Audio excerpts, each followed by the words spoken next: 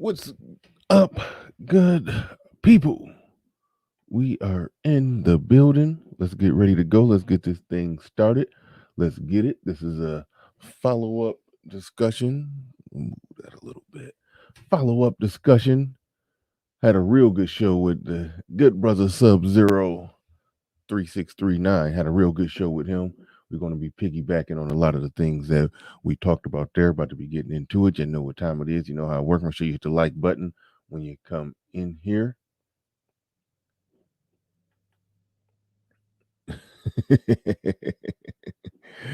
I'm actually good with complaining about that, what you put right there. That's not complaining. That's just talking about it. We're talking about the issues right there when it comes to that. I'm talking about when it comes to black men doing what we need to do to get to the money, to get to the success and all of that good stuff. Blaming racism and white supremacy and all of that stuff. That's the type of stuff I can't get jiggy with that. That's what I can't get jiggy with. But we about to be getting into a lot of different stuff. So let's go. Without further ado, let's get ready to go. Let's roll. Let's get it.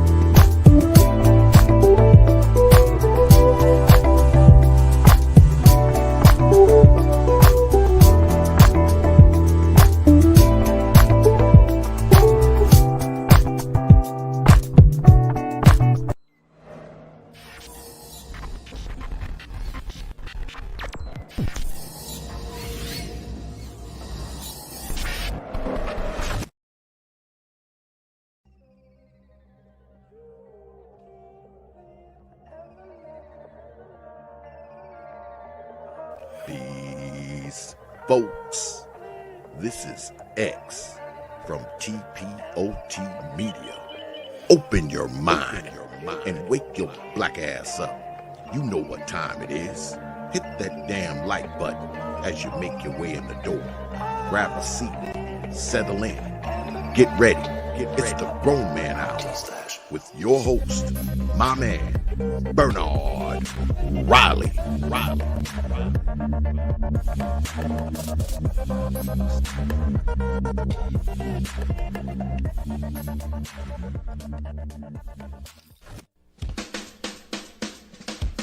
Hey, what's up, everybody? This is Mumia Obsidian Ali.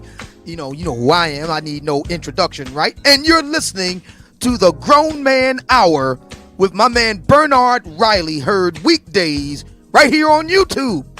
What do you think about that? How about that? Now let's get back on with the show. Thank you.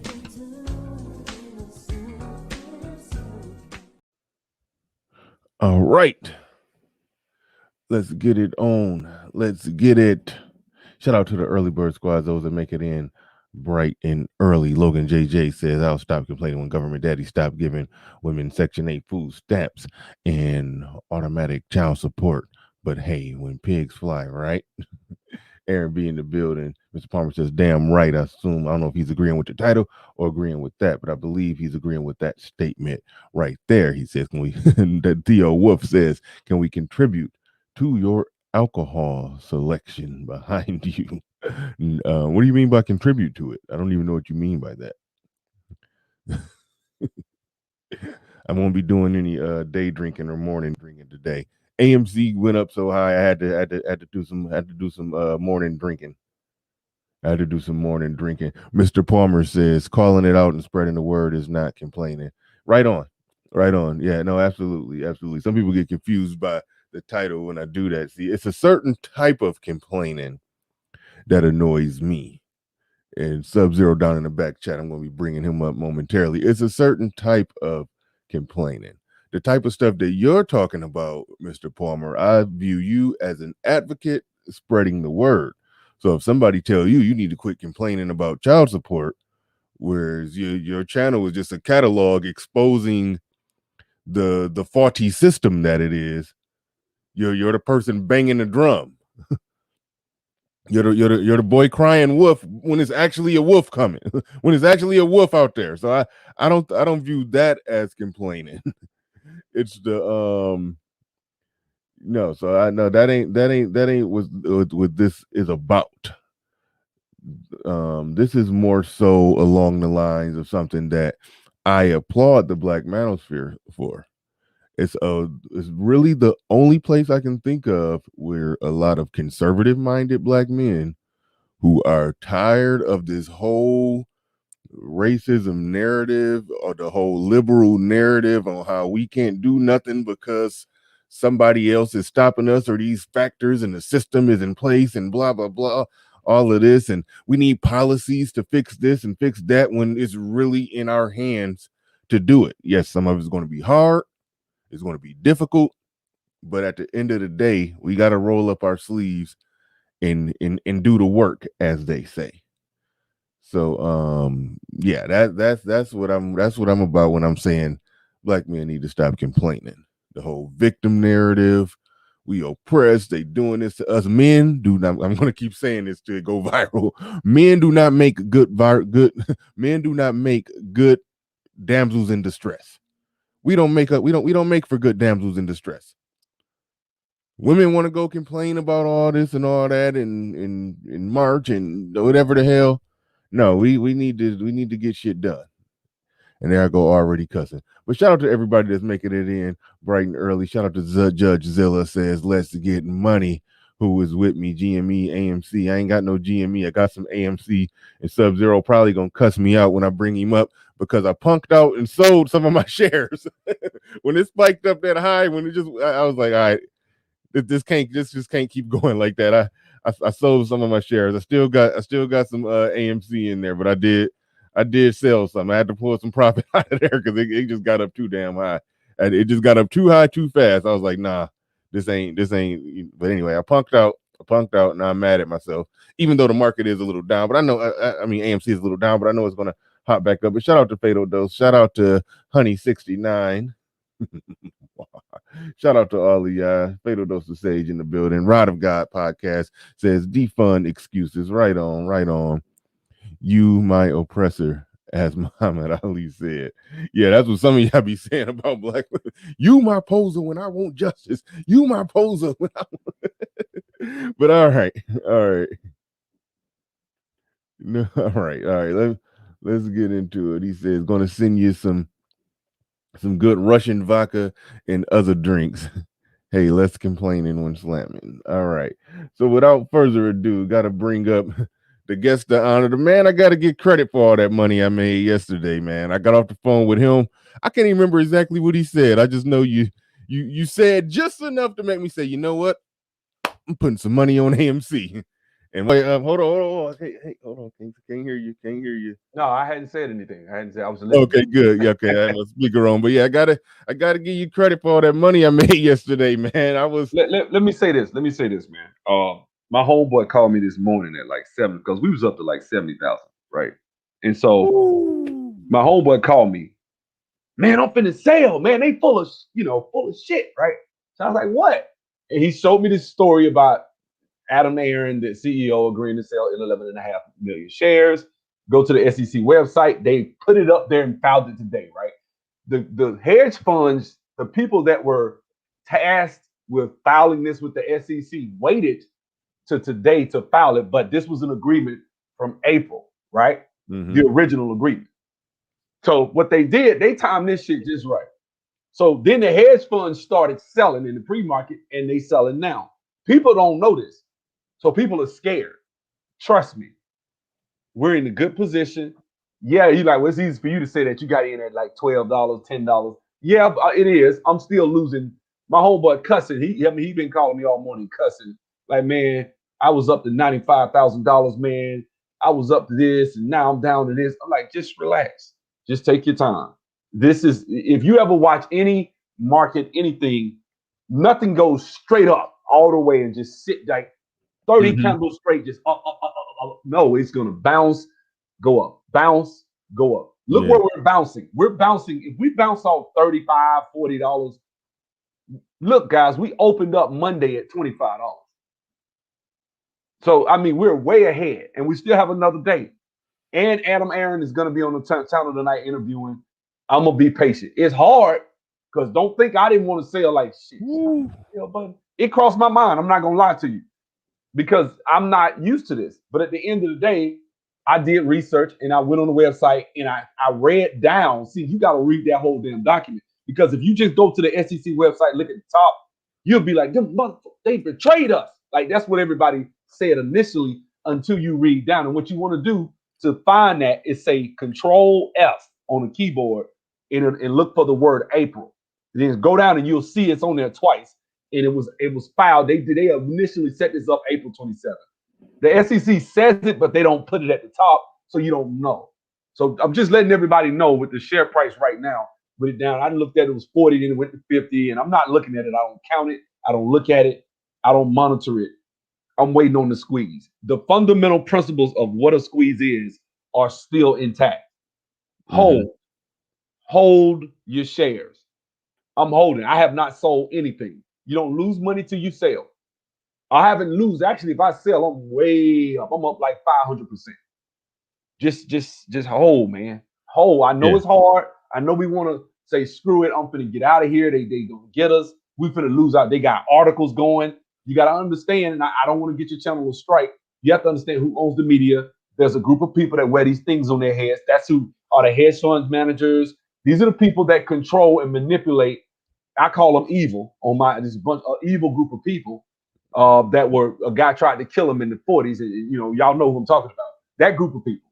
Those people there, a lot of them are evil, man. And not the individual on the street, no. But at every string of every market, every industry, even what we're about to talk about today is some rich one of these people at the top pulling the strings. Black Lives Matter. It's always one of them pulling the strings. They're pulling the strings now because they know they fucked up. They are fucked up. Go to Lou versus Wall Street's channel. Watch his content. He has been spot on. He called this shit last night. He said now they finna come out with some stories. They really finna fuck with us now because the squeeze is on. It's still going on, bro. And if you buy right now, the shit on discount. That's the way I look at it. I might buy some more shares today, just to get over that fear of, oh my God, they're selling. Don't sell and lose. Sell when you're way down. It's not going down to no damn dollar, man. That shit, no, it's not going down like that. So just relax. That's all I had to say. Yeah, good stuff, man. Good stuff. I could have used that. I should have called you before I sold and got that Rocky speech from you, so I could get some motivation people to hold on. Some people will say that's smart money. Some people are, well, that was smart money because now you got out at the top. Now it's down. Well, yeah, but then okay, it's down. Then tomorrow it shoots up to $100. Yeah, because and then now you're trying to take that same money and buy, but now you can only buy a third of the shares that you actually could have. So just be patient, man. Look, I got a number where I'm gonna get out, but my number's gonna be very profitable. I'm still gonna be to double my money if I get out, or at least almost double my money. So I'm not sweating it. So I got a lot of playroom. But I feel sorry for the people that jumped in yesterday at $60 and now they down 50% and they upset. They down 30% and they upset. Just be patient because it's vacillating. What will be beautiful is if it ends up today down a few dollars. Like maybe $5. And then next thing you know, tomorrow it bounces again. We took all that hit. You gotta take this as part of it. They are going to manipulate. This is hedge funds on Facebook, hedge funds on they got their tentacles in Google, they have their tentacles in media, they have their tentacles everywhere. They own 25% of Facebook. This is why they're deleting certain groups and doing certain things. This is why the election went like it did. Right? They don't like guys like they don't like us, the people. They don't. And so we have to be strong mentally. And it's hard, man. Trust me. If I open up my emotions, look, man, I've lost about $20,000. I'm upset. You know, I lost $20,000-$30,000 this morning. I'm angry. You know what I'm saying? But I'm okay. I'll recover. I will recover. This share, there are too many people holding. They just did the count. The Adam Aaron is going to be on Trades interview tonight. Don't get emotional. Shut down your phone. Don't look at it today. Because if you get emotional watching tickers, which is what new traders tend to do, I've been trading for years, off and on. I'm not a trader, I'll tell the truth, but I have been dabbling in it. Man, you'll buy in and then you watching it. Is it gonna make it? Is it not? Is it gonna make it? Is it not? And then what happens is your emotions start going through something. There's a book I advise you guys to get called The Trader Within. And just listen, it's an audio book. Go listen to that and just think about it. You know what I'm saying? Yeah, there's a time you need to cut your losses. But if you down, you jump in at $50, $60 and you down, why did it go to $60 when they said it was a bad stock at 12? What happened? Why is it? It's just certain questions you need to ask. And I'm also bathing my mind in a bunch of other YouTubers and shit like that are way more knowledgeable than me. I depend on other people's knowledge. Then I do research after they give me the knowledge. That's how I do. And I back up what they're saying and see it. Because some of it I separate from. Anybody you see talking about with support and resistance and candles and indicator, okay, it's going to hit this average, moving average, don't listen to them. That's just the way I feel about it. The guys that are saying that right now, this squeeze has little to do with traditional just trading. Like this has more so to do with understanding the hedge funds. That's why you want to go to Lou versus Wall Street. He said exactly what was going to happen. He said they're buying shares. They're going to wait till it's about to happen. They're going to come out with a fake news story, and then they're going to sell. Is that not what's happening? Yes. But you want to know what went on in my mind? Just how abnormal this whole thing is. Like the way that AMC is moving, is going up. The way this online community is sort of forcing it to do it and forcing the hand of the big wigs up top.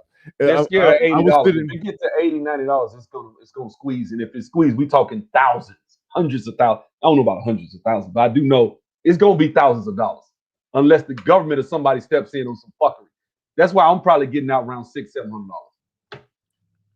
That's just me. And then I might keep 100 shares in there and let it ride. But if it goes to $2,000 and $3,000, great. I don't think the government, whoever, is going to allow this bitch. It's too many millionaires finna be created. I've never had a day where I made $24,000. I made $25,000 yesterday, and now I've pretty much lost most of it. And you see how I'm talking. I'm not like I took up. Well, yeah, it's easy for you to say I'm way down.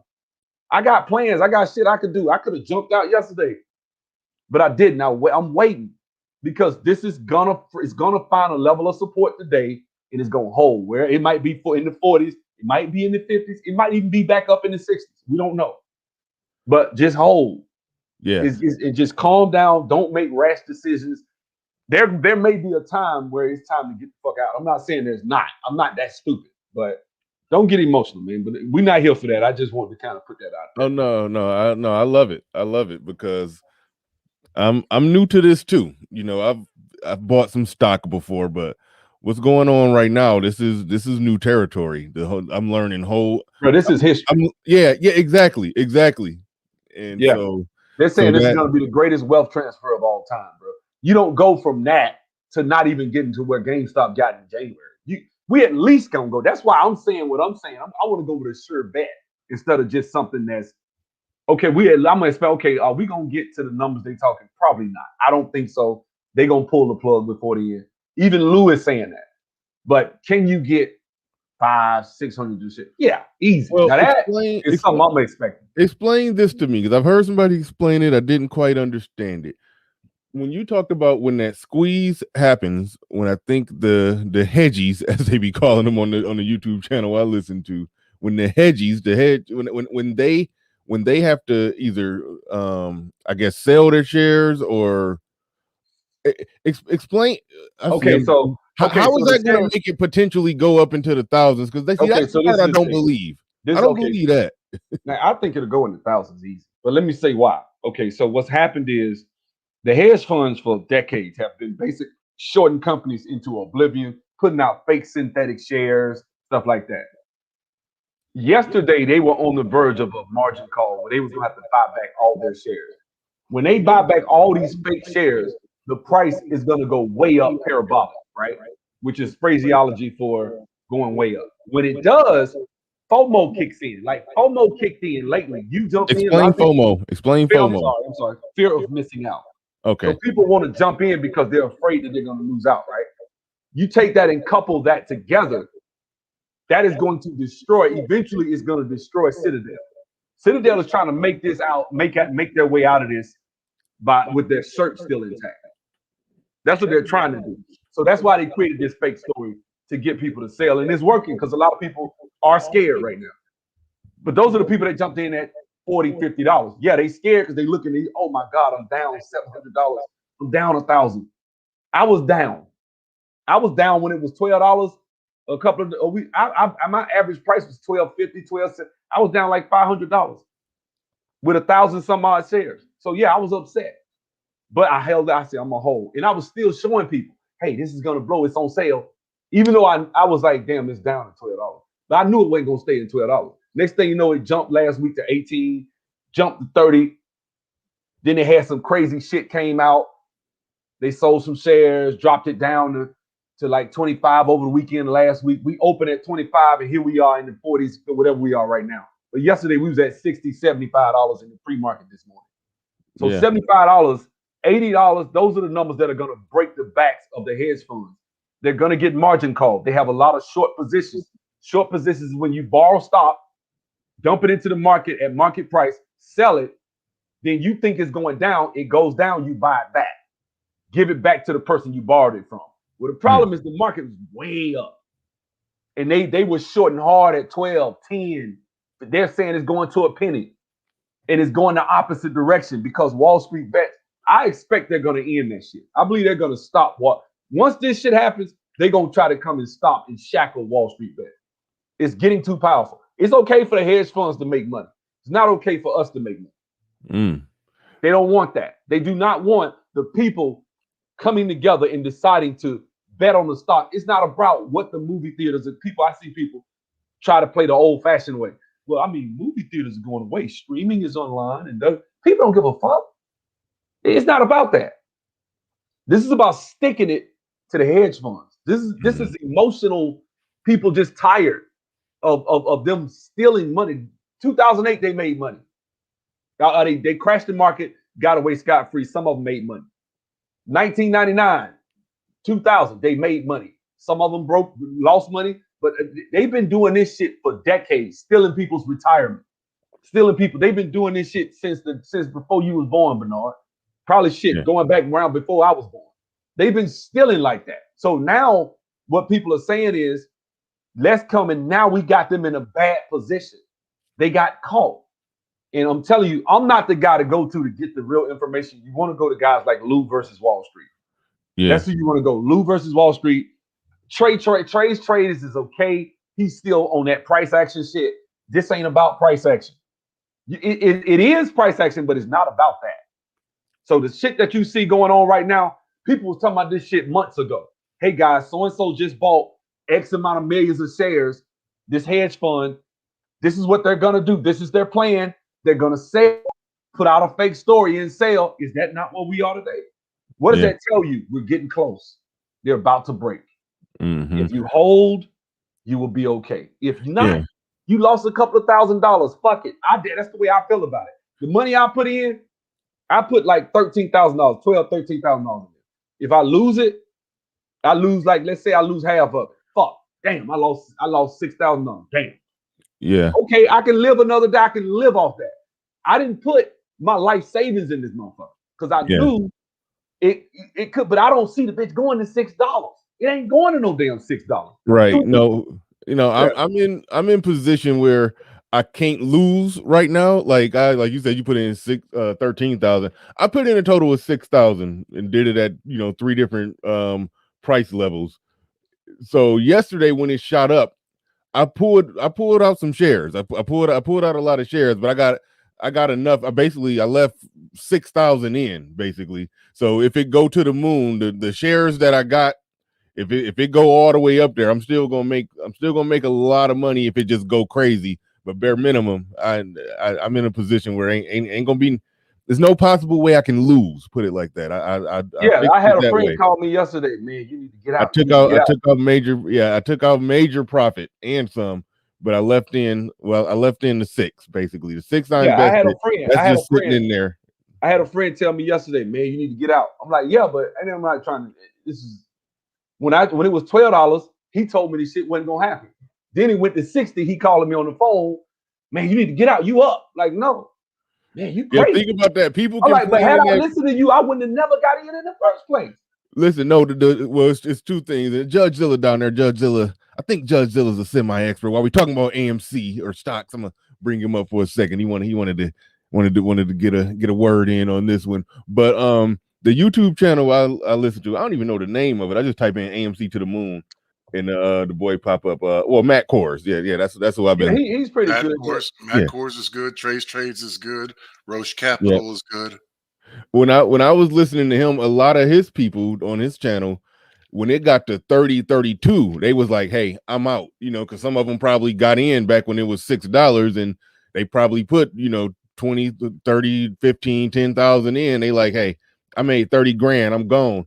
But look, just think about right now how we're looking at this 50 that dropped down to like it ain't nothing, but just at 12, when it was at $12, we was praying for 50. Now it's dropped down to 50 and we panicking. It's like, no, it's like we gotta realize this thing is gonna go back up. I got enough in there to where if it go up, I'm still gonna make some money, but I'm kind of beating myself up because I did pull out a lot. I did pull out a lot. I mean, that's what I got enough shares in there to where I still can.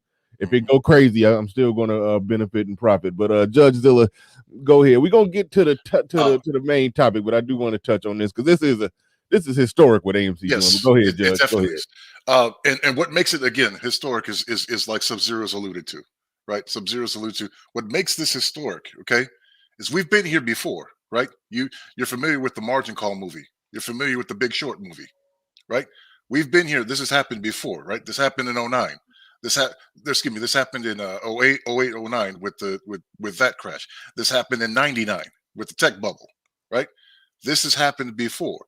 What makes this historic is as the subject of those movies were, only a few people recognized it and followed through on the situation and were able to capitalize from it, in which others were not able to capitalize. In this situation, you have estimated roughly around 2 million people, regular people like you, me, and Sub-Zero, right, who are able to capitalize off this situation. And what I believe, I agree almost with everything that Sub-Zero here says when he laid it out. But what I have to try to get you guys to understand is part of what he said. This is not about fundamental. This is not about the fundamental or intrinsic value of AMC stock, right? It's not about that. Is AMC stock going to stay up here at $60? No, it's not. What this is about is the squeeze. This is called coerced buying. When it happens, because of what they've borrowed and because of what they've paid to borrow the shares that they're using to suppress the price of these stocks, right? And it's not just AMC, it's AMC, GME, Bed Bath & Beyond, Sundial, BlackBerry, Cause, and probably 7 others, right? And if you look at them, their charts are almost all identical from the suppression, right? And what they're doing is they're running out of money. Citadel last quarter, Melvin and Citadel already last quarter had reported 50% losses in their portfolios, right? They've been pulling this stint of it since January. They're running out of ammunition. They're running out of bullets. They're stashing money in Cayman Islands. They're selling off properties here in the States. They know that they are dead, and it's about It's about getting FOMO in here, right? People coming in for fear of missing out, right? People who want to come in at $50 and get $100. People who want to come in at $50 and get $200, right? Like where it's at right now, right? Those are the people that we want to come in here, right? And the other people, you know, and understanding that the shareholders, right? The retail shareholders like you, me, and Sub-Zero, right? We own 85% of the public available float of these things, and we're just holding on.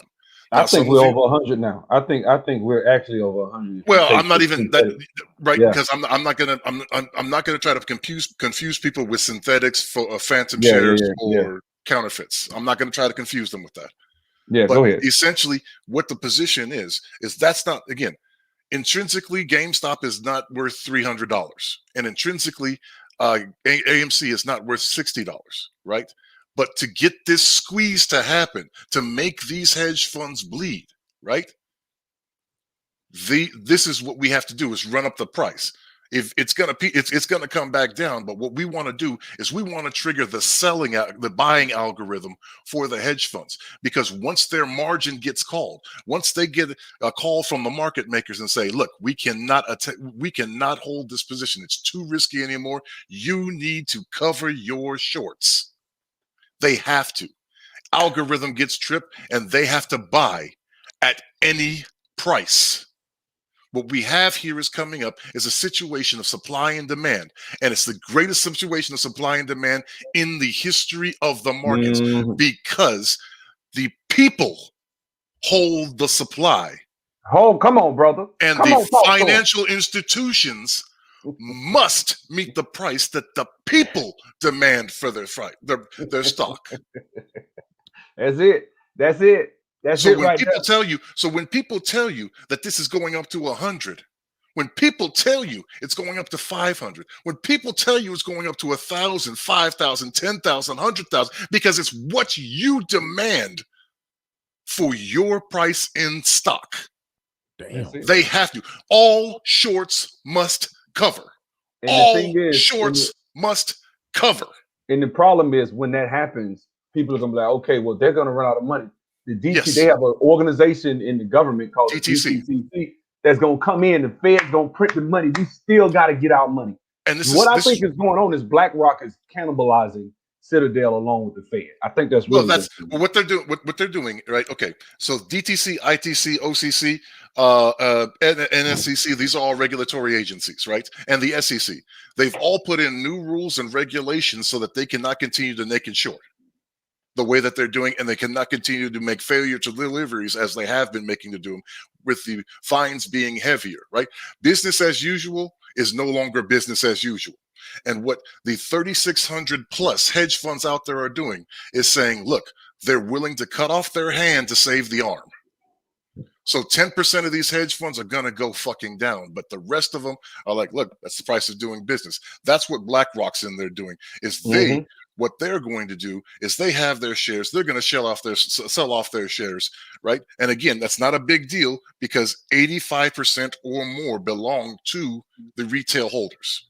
They're going to sell off their shares, and they're going to buy off what all the hedge funds have to sell to improve their portfolio. So they're going to buy the good stocks that those hedge funds have to sell to cover their bad paper.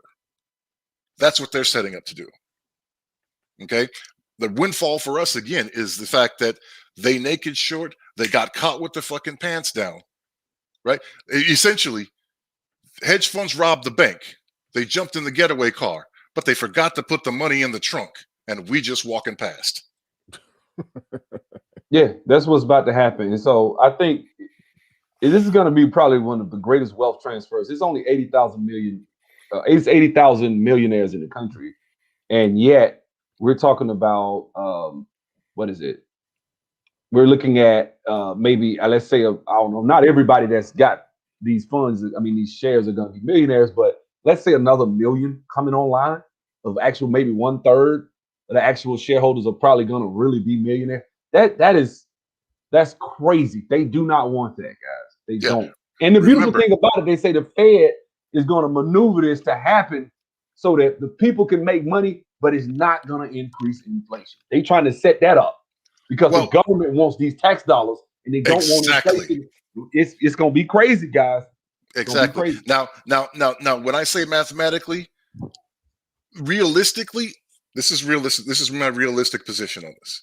Realistically, I don't see this going far beyond $5,000 per share. Yep. Because then it makes one company or these several companies, right? It gives them a valuations that's greater than the entire market, right? Then that's not attainable, right?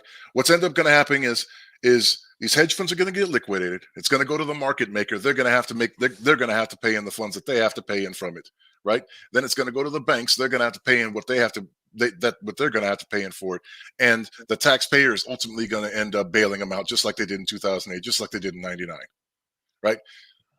But they're going to mitigate their risk. They're going to mitigate their risk, and if they step in, then they're going to say, when they step in, they're just going to say, "This is what your shares are worth. Get on with your business." Yeah. Right. So if they step in, but ultimately, they don't want to step in because they don't want you, me, and everybody else out here to lose faith in the market. Yep. That's the last thing that they want. Again, paper currency only has value because people believe it has value. The market operates on two principles: fear and greed. Fear and greed. And though we know it's a rigged game, those are the principles in which it works upon. And you must have faith in that market to play that game of fear and greed. That's the last thing they want to do is pull faith away from that. So they'll step in, but I think they'll step in as it. And again, this community, the new people coming in, Bernard, yourself, you want to make a quick buck. No worries to you, and we appreciate you coming in and driving the price up. The rest of us who've been sitting here since January, February, March, we are trying to do two things. We are trying to live our best life, and we are trying to make the hedge funds bleed. And the thing is the other thing about it is, the third thing is, actually, I'll say the three things. We understand that although we were able to put thousands in, not everybody was able to put thousands in. Mm-hmm. And so we understand that if you bought one, a lot of us have the perspective of, if you bought 1 share to 9 shares, we want you to feel we want you to be invited to the party as well.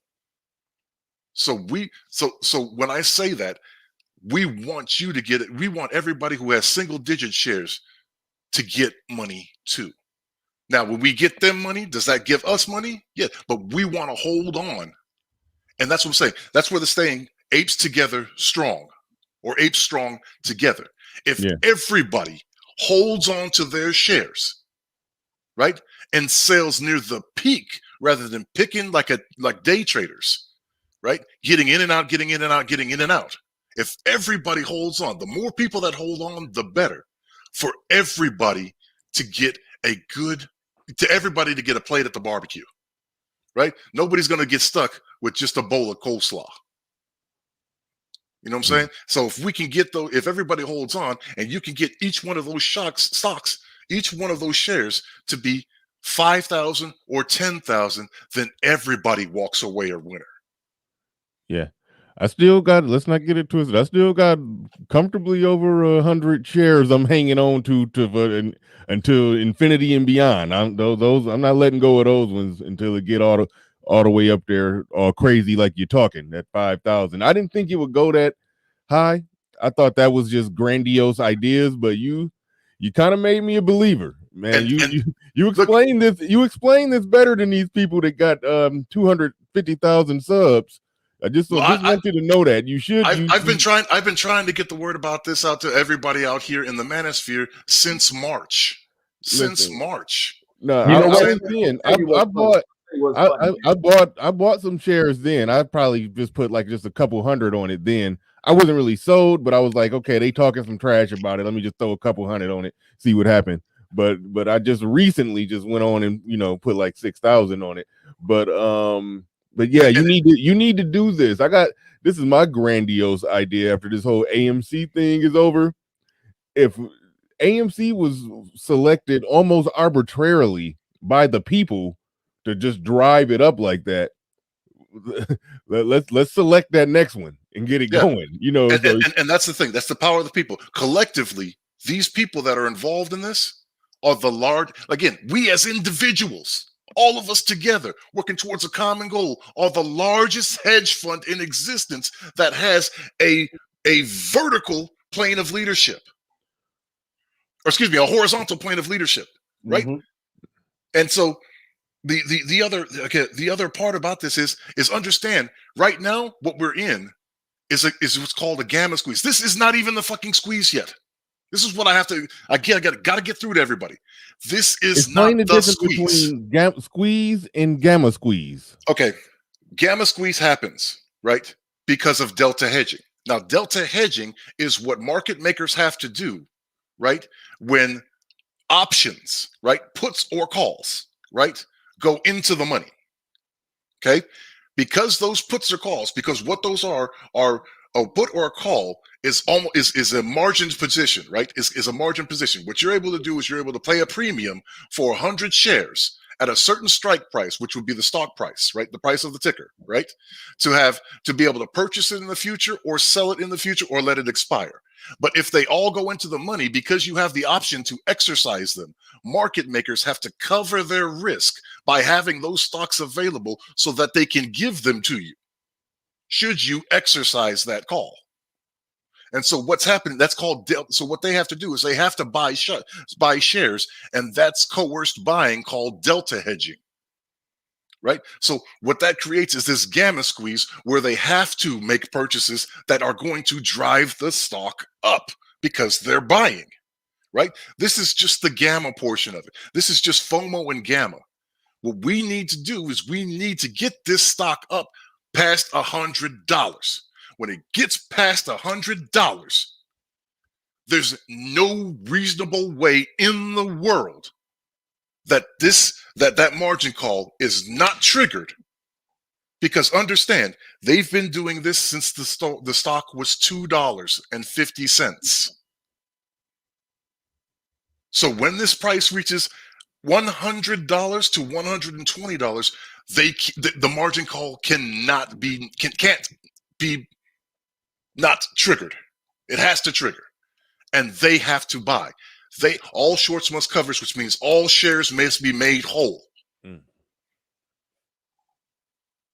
That's the name of the game. That's what we're pushing for. Whew. Good stuff, man. Good stuff. So you was trying to jump in. I cut you off. Go ahead. No. I remember just a few months ago, and I got in. Actually, my first day of buying was May 5th at $9.30.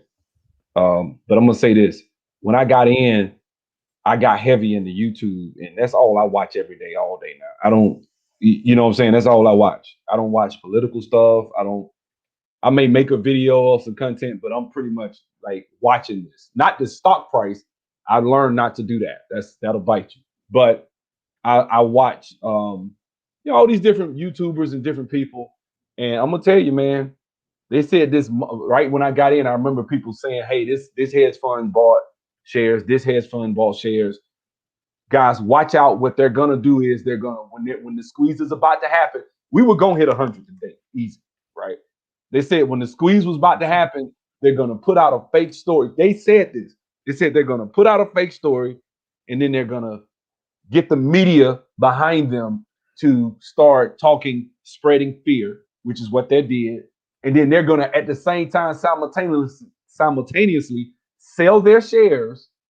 And I think what's going on now is the reason it's jumping up and down and not just going straight down is because other hedge funds know this play and they're battling right now. I think a lot of people are selling too, but I don't think there's going to be enough to sell. They just they can't cover the positions. They were shorting at $2. No way in hell. They have not covered their positions. So the problem, because if they do, the shit gonna shoot way up because they borrowed. They basically shorted billions and billions of dollars. If they cover, we moving like they losing 1 billion. If they cover, they gonna lose way more than that. Yeah, they're gonna start hemorrhaging money. This dip right now is to scare people out. Yep. It's to scare people out, because when you share when you sell your shares, you put them back into the market and they buy them up, and that's shares that they're able to use to cover, right, for cheaper at $50 than the $100 price, right? That's why it's in their interest to do that. They've even put out. I even saw a couple of our when I was driving today. On the radio, they're painting Redditors and traders, like retail traders like you and I, as bad people for what we're doing. It's not the hedge funds who got caught with their fucking pants down and who are manipulating the market, who are bad people. It's us, because we saw it and we want to put them in their place and capitalize it. But because these media companies are owned and run by rich people, where do you think rich people have their money? You can't get into a hedge fund unless you have $1 million. True. So it's like they're in on it. Media's in on it. Yeah, exactly. That's why they keep calling us. That's why they keep calling us dumb money and silly people. Except my account, my personal account, is 450% up, and last I checked, Citadel lost 50% of their portfolio. Exactly. So they're in trouble. They're in major trouble, and I think that they're doing this play exactly so we're close. And I'm looking at a few YouTubers. They're saying the same. Oh, we're close. We must. They say hit dogs holler. We were on the money. We just didn't know it. Yesterday, there was a few things that times where I was like, okay, this is crazy. And then it went down. I was like, okay, they're trying to stop it. They're scared. I don't even think it's 100. It might be like Lou was saying. Lou's my favorite. Lou was saying like $80, $85. They're gonna break. They was about to break. They were very close to breaking. Had they opened up at that 75 that they were in the pre-market this morning, had it not happened, had this story not come out, we'd be at about $95 right now. Well, but if I have them shoot for, here's the thing: if I have them shoot for 100, 120, they're going to hit 85, right? Oh yeah, easy. So you know what I mean? I'd rather have you want to shoot Pat. I'd rather want you punch through the board rather than punch the board. You know what I'm saying? Yeah. For the people that are listening, I agree with JudgeZilla what he's saying. I'm just saying, I don't think they're gonna make it that far. But even if he is right, push way past the goal, because what we want, I want it all. Damn it, that's just me. I want it all. I don't care what they say on the media. Fuck the media. As far as I'm concerned, you stole the election. That's the way I feel about it. Fuck the media. I want it all. I want every dime. Milk it out. I don't give a damn. I don't care if it starts as I don't care if it crashes the economy. I know that sounds selfish. Did they give a fuck about us in 08? Nope. Did they give a fuck about us in 99? Did they Nope. give a fuck about us in 87? Did they give a fuck about us in 29 when they really crashed that bitch? Yeah. They've been leeching out millions of dollars every Friday about paychecks. These motherfuckers, I'm telling you, this shit is look, realize what the media is doing to you people. Realize that the media is telling you the story of, oh, those poor kids without shoes are picking on that rich old man with money. Right. Hey, wait, hold on, fellas. I'll be right back. Go ahead. Yeah, I got it. Like, yeah. Those horrible poor kids are throwing dried beans at that old man's Rolls Royce. That's what the media's. That's the story the media is feeding to you. That's it. And I told my friend the other day, I said, when this happens and you got all these millionaires and all these people making all this money and people changing their lives and paying off their student loans and buying houses and setting their future of their families, the media is going to come out and demonize. Yep.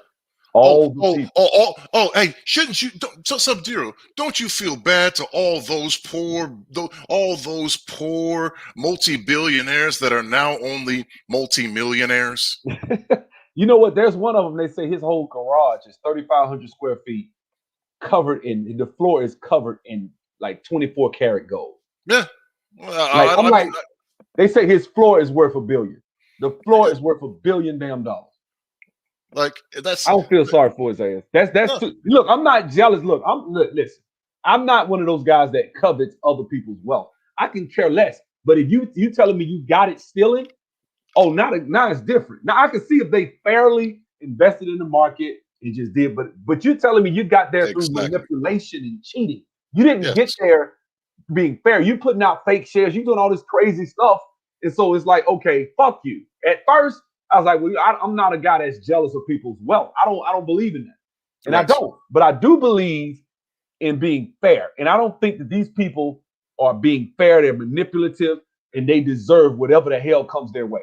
And if they go Yes. to jail, which they're never going to jail. But I don't care what happens. They're not going to jail. People keep talking about that. Like, I can't talk about it because I don't want to give Bernard's channel a strike. I've had a few strikes talking about this group of people. All these people, if you look at their last names, there's something in common. Yeah, That's all I got. well, there's that. There's that. Look, Sub-Zero. Look. If you could, while I say this, could you sing "In the Arms of an"? Just hum it. You don't have to use the words. Just hum "In the Arms" for only. For only. I don't know the song. for only $1,000 a day, you can make sure rich people have lobster lunches. For only $1,000 a day, you, working class person, can make sure that the rich person of your choice can have box seats at every sporting event that you enjoy. Then no more courtside. Okay. Like, come on here. This is what the media is doing to you people. Yeah. Understand it. Okay, let's explain it this. Let me explain it this way. So when these billionaires come down to millionaires, and these millionaires come down to several $100,000 right?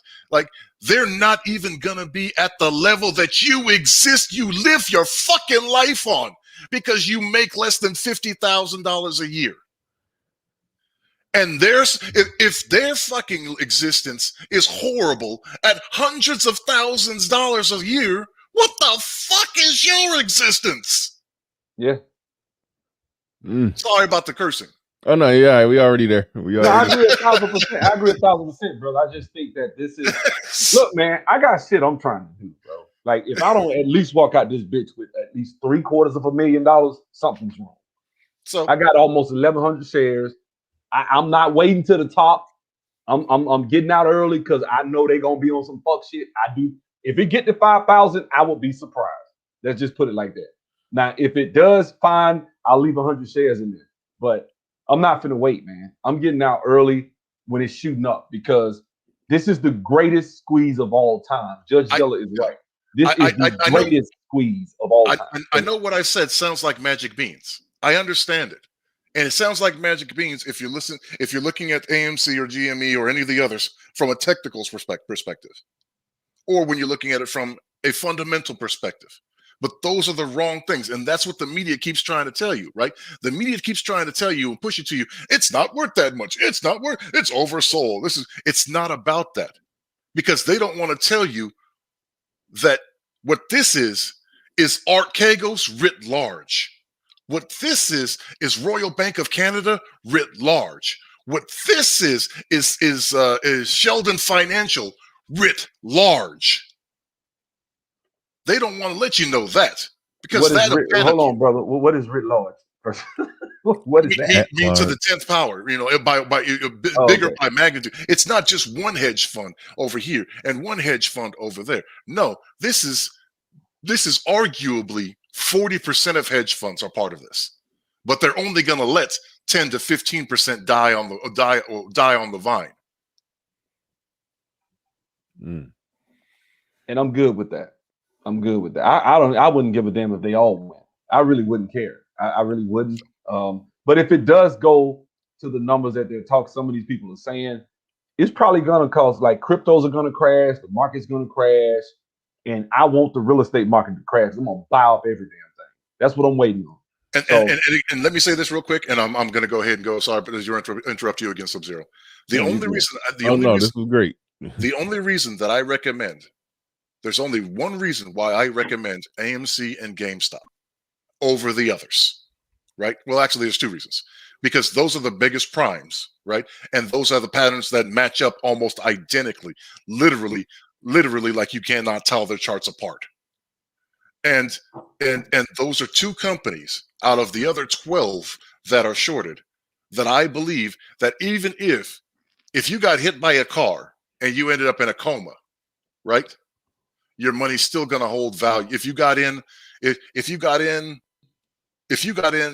when I was mostly recommending it to about just below $30, right, are going to still hold value after the squeeze, close to their dollar value.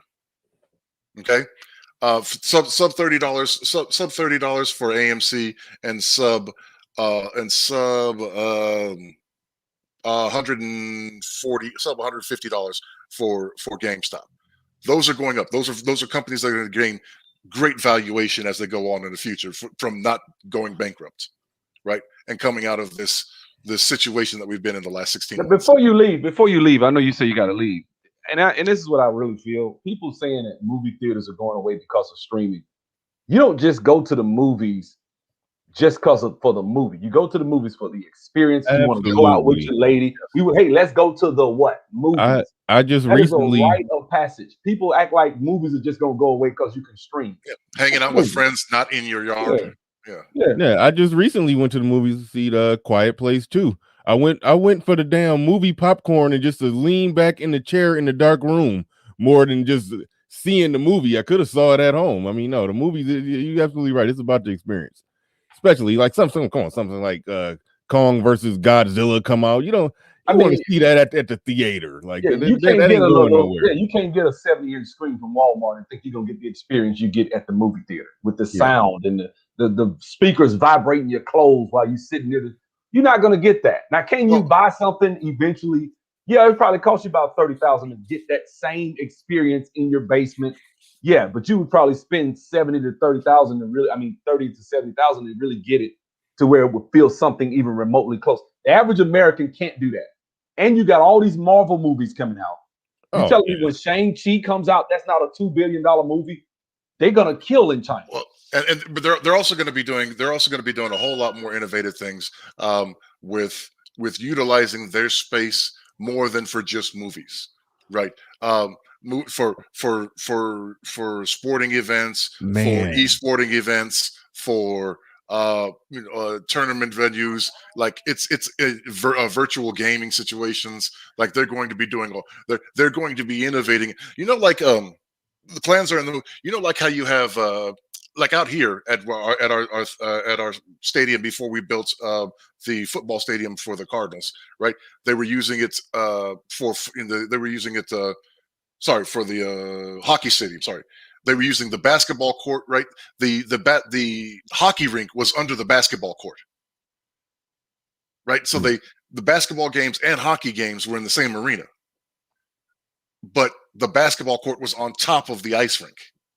And so they were using it for dual purpose. And that's kind of those are things that they're thinking about to be able to utilize so that those chairs aren't always in there that way. And they can use it for other venues at slower times, right?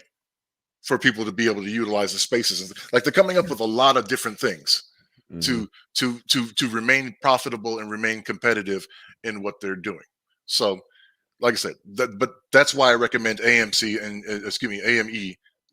AMC and GME, GameStop, because like of the other ones, I'm not sure about their profitability going forward, but I am pretty much sure about the profitability. But now that doesn't really matter. Now it's about making that squeeze pop and happen. If I told you right now that it's going to cost you, if you give me $50, I can give you $100, $200, $300, $400, $500. You see what I'm saying? In 2 weeks, a month, 2 months, isn't that a good exchange? Hell yeah. Yeah. Hell yeah. Damn good exchange. I don't trust Adam Aaron. Let alone if I can give you, if you can pay me $50 now, and you can, for me to pay you $5,000. I don't trust the CEO. That I don't do. I don't trust his ass. I don't, because he's one of them. So one of those groups of people I keep talking about. So you got to be careful with these people. Yeah, you got to be careful. But I think he's worked better in favor than against for the most part with AMC and Ryan Cohen for GameStop. He's a freaking prince. Oh yeah, they about to do that crypto too. They about to kill him. They about to kill him. They about to kill him with that crypto. So they gonna go yeah, way up. I was just about to ask y'all after this AMC, whatever happens with AMC, it goes to the moon, it does whatever it does, or they figure out some shiesty way to stop it. Whatever happens after all of this is over, you would think that crypto, because the crypto is kind of down right now compared to where it was. Y'all think the crypto is going to start spiking and shooting back up after if it goes money. up? Yeah, if it goes up, he said it, a lot of new money's coming into crypto, and it's gonna go way up. Like I expect Bitcoin when it's done to be worth $1 million eventually. No money each. So if it goes down to $20,000, you better buy. That's one of the reasons why, again, I'm skeptical of the government stepping in, because not only are they going to get the taxes based on capital gains, right? Not only are they going to get that, but what do people with new money do? Buy. They spend it. Yeah. So it's an unpaid for stimulus that goes into the market, buying up shit, right? Which also gets taxed, right? This is a true trickle down situation, because people will be getting money. Yes, they'll be investing it, but people that get new money spend money. Yeah, the economy is going to roar under that because of that. Now they're going to suck up as much tax dollars as they can. So the economy will dip, but because, again, this is the people getting the money, right? This is not a $1 trillion bill, right? That a quarter of it is eaten up in administrative fees, right? And then it's divided to hand out to the people. No.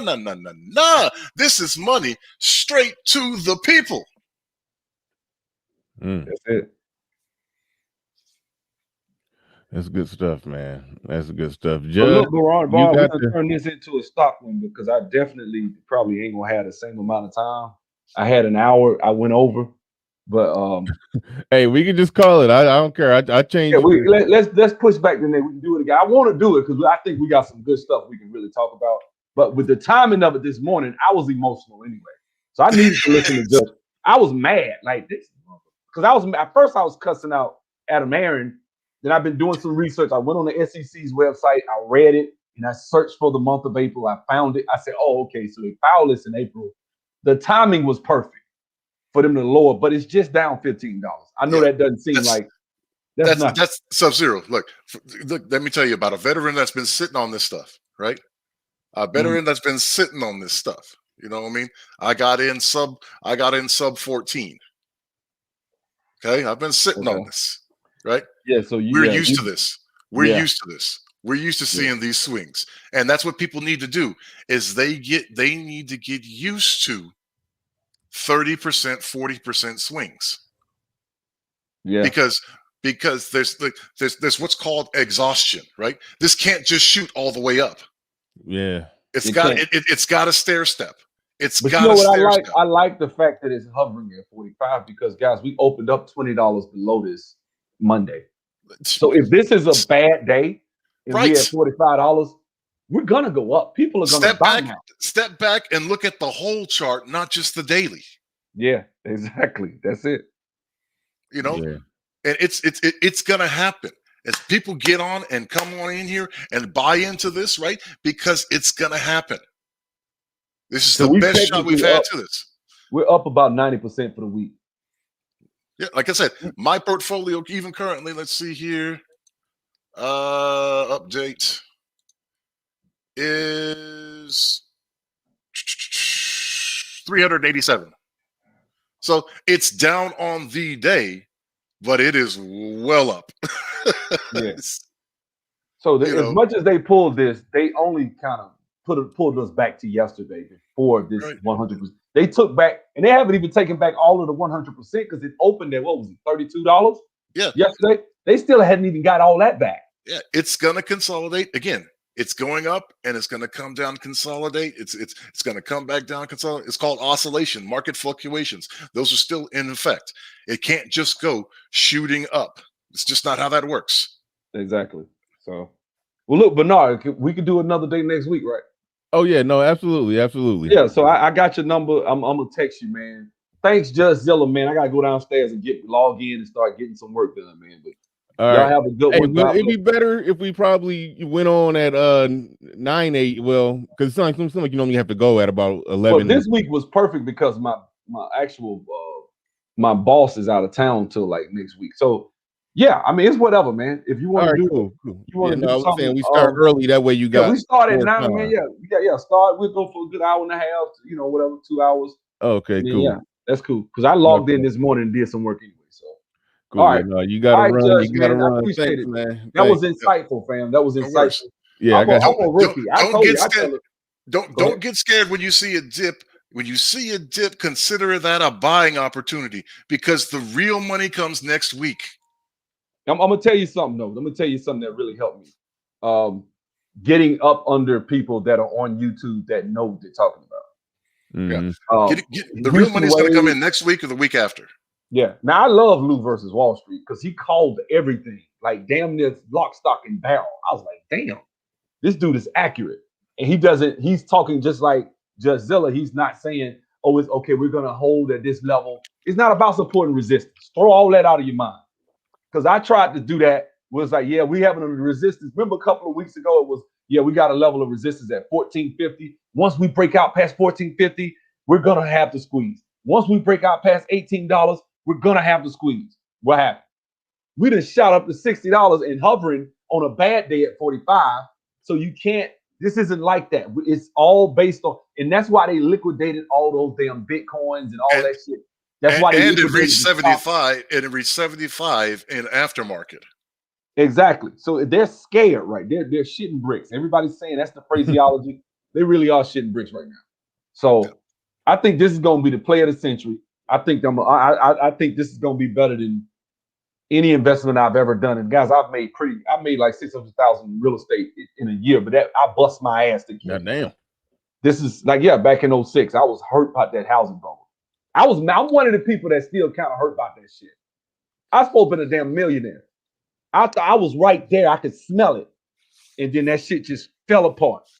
Right in my damn hand. 08. I'm left holding the bag. I got 2 houses foreclosed on. Thank God they were commercial lending. They didn't put it on my credit. And then I did a comedy club with the last little bit of money. And that was it. And that went out of business. And I was fucked up in the game by 2010. Broke. After having made all that damn money, traveling the world, having fun, and lost it all. They got rich off this shit. They got rich. And if they didn't get rich, they fucked it up and took our tax dollars and made it. And then they still out here fucking people over. It's time for them to get their ass fucked up. That's the way I feel about it. Yeah, this personal with you right now. Hell yeah, this shit personal. I'm still mad about that shit, man. I'm supposed to be rich. Because I'm thinking, damn, all them years, I didn't really know. I didn't understand. I knew the phrase derivatives. I knew they did all that shit, man. These are the same people. Yeah, 2008 was completely unnecessary. They did all that. And they knew, and shorted the bitch down. Like, damn, you gonna short it down while you ripping off people's in retirement. I mean, I know people who got fucked up with their retirement. People lost their houses. Remember that shit, man. People was fucked up in 08, 09. Where were they then? Where was this compassion? All they in the media ain't say shit. Well, you had people just bitching. They should go to jail. Did anybody go to jail? Nope. No. One person was tried. I mean, that's what I'm saying. I just don't feel like we really need to be there. There's no compassion for the ass. I don't crush them motherfuckers to the dirt, to ashes. I don't give a fuck if the Federal Reserve had to print money off. I want my fucking money. I'm not playing with your ass. And if the government don't step in and this bitch go up past $5,000 to $20,000, $30,000, I want it. I want it, damn it. I want it all. I would rather it go to us than it go to them, right? Yeah, that money's going to go to somebody. That money's going to go to somebody. They took, I mean, I know this dude was a doctor. He was in the gym about to cry. I was in the gym playing with him. He's like, man, they just took me. I just lost.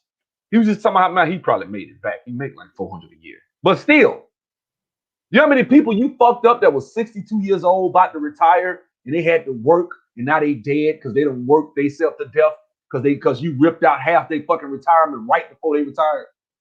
Yep. They ain't got no damn 15 years for the market to come back. You know how many people 57 62. I got 2 more years. I'm gonna be straight. I'm gonna be straight. Now all of a sudden, 2008, you 65, you about to put your 2 weeks in. You look at your 401k, that bitch down 60%. What you gonna do? See what I'm saying? You done worked your whole damn life for that shit. That shit ain't right, man. That shit ain't right, dog. Y'all have a good one, man. I see y'all. All right. Peace, All man. right, Thanks. absolutely. Thanks. Pleasure. Good stuff. Thanks for letting me pop up here, Bernard. Oh no. Hey, this was wonderful. I'm glad you did. And I'm gonna be very annoying to you going forward because you are gonna start a channel. And I hope your channel is only about talking about this type of stuff. Because, like, listen, the next big thing, because like that's what I've been calling it, because just like AMC was chosen arbitrarily, the people, power to the people going to have to choose the next one. And you need to start a channel and just start preaching every day about this next one and creating the next squeeze or gamma squeeze, short squeeze, and all this lingo that I'm learning. You need to be teaching on that every single day. I will help and promote you to infinity and beyond. Because man, you bring well, the heat. let me tell you this. Like, I wasn't this well versed in this in January. I wasn't. Fact of the matter is, I got it wrong in January. And I was pissed off that I got it wrong. Okay? I got it wrong in January. Guess what? I got it wrong in March. That's what pissed me off. Because I'm looking at this from a fundamental perspective. I didn't know about Wall Street's bets. Like I didn't go. I knew about this. I knew about the Reddit, but I didn't go there. You know what I'm saying? I didn't go there and participate with it, right? So I didn't know what was happening because I'm looking at these stocks from fundamental and technical levels, and I'm like, this doesn't make any sense. To realize that that's not what was going on. Like those from at the end of January and in March there, right? Those were gamma squeezes, just like what we're going through now, right? But that's when the funny stuff happened with Robinhood. That's when, oh, our stuff doesn't work. Oh, yeah, we don't have enough money in the bank, so we can't let you guys do this anymore.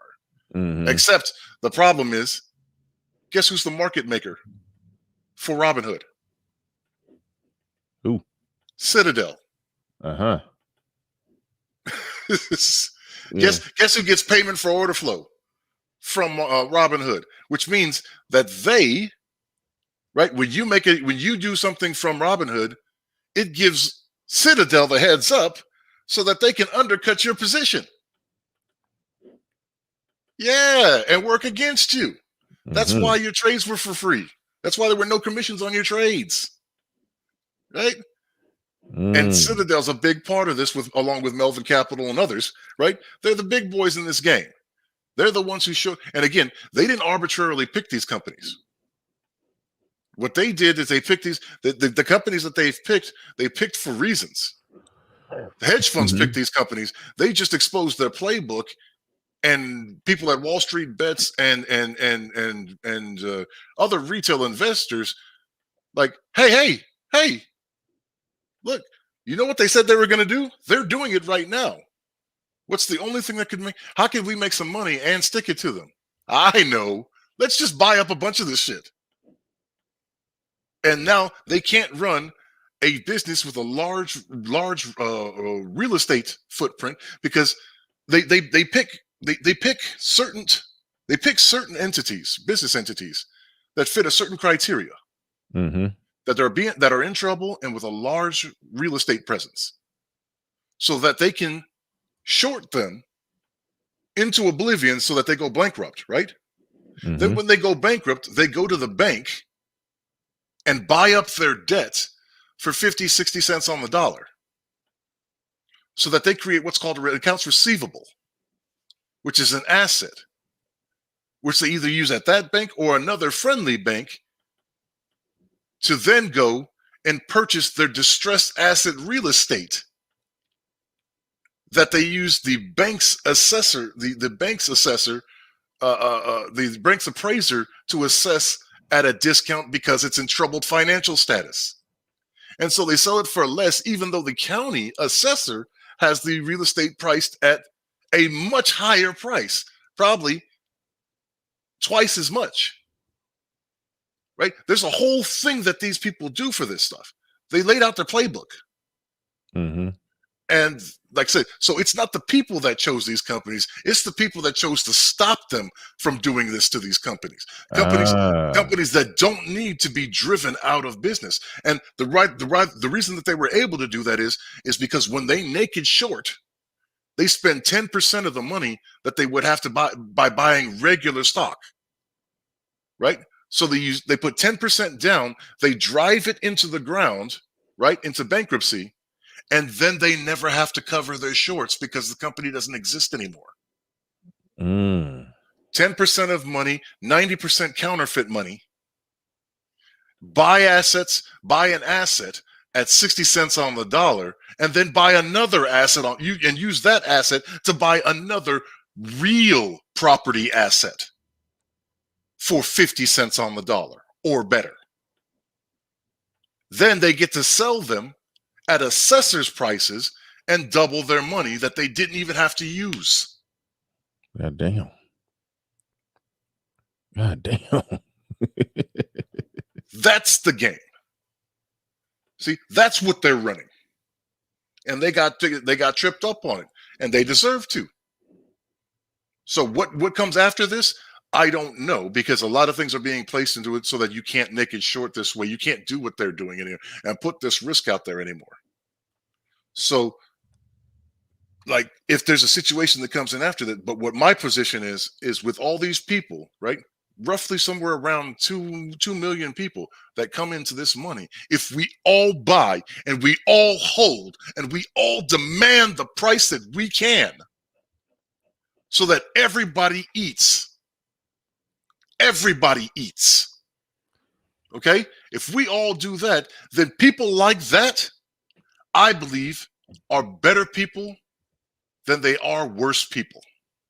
And when I think about something like that, is to say that people, by and large, they're not perfect and they're not monsters. The majority of people are better people than they are worse people. And people like that can do some things to actually make difference in their local communities, their local politics, more so than rich motherfuckers who don't just care. They just say, I'm going to promise you the world. Give me your money. God damn. That's my perspective on it. So, yeah, good stuff. Sorry to get long-winded on that on you, man. Oh, no. Trying to pop out here, but No. I wasn't trying to pop out of here. I do a 3-hour show. So, but I knew I suspected Sub-Zero, probably only had an hour. So I was just going to fill the time either way. So this is perfect. I'm already changing the thumbnail, making it about AMC. So yeah. That's what I was doing. So, I'm all good with it. But real quick, while we got a little break in the action, Ozzy O in the building. He says, I hope you are buying some out of the money protective put options to protect your position and investment, folks. Thank you for the super chat. Appreciate that. You can go ahead and explain and break down what he's saying or suggesting right there. Go, because I heard you gasp when he said that. So go ahead and read this one, right? And I'll get to it. Yeah, read this one. I'll get to it. Okay, well, he says JudgeZilla and Sub-Zero, 2 black men who have knowledge and insight, and this stream ain't hitting 300 plus because the topic isn't about black women. Shaking my head. Thank you for the super chat. Appreciate that. Me and Sub-Zero did a stream that wasn't about black women and it hit 400. So it varies. Yeah. It varies. Don't just Ramil live right now with 600 people in there. Like that's a factor in the equation too. Yeah. But when I do streams like this, they do numbers. Sometimes they do, sometimes they don't. But let's not beat up on the brothers, because hey, 200 people in here soaking up knowledge. So let's not. Okay, but go ahead. Nope, that was from, who was it from? Where's it at? I could pull it back up. Hold on, give me a second. Ozzy O, sorry. There it goes. When he says again, there you go. Yeah, so I hope you're buying some of the I hope you're buying some out of the money protective put options to protect your position and investment, folks. What he's talking about is hedging, right?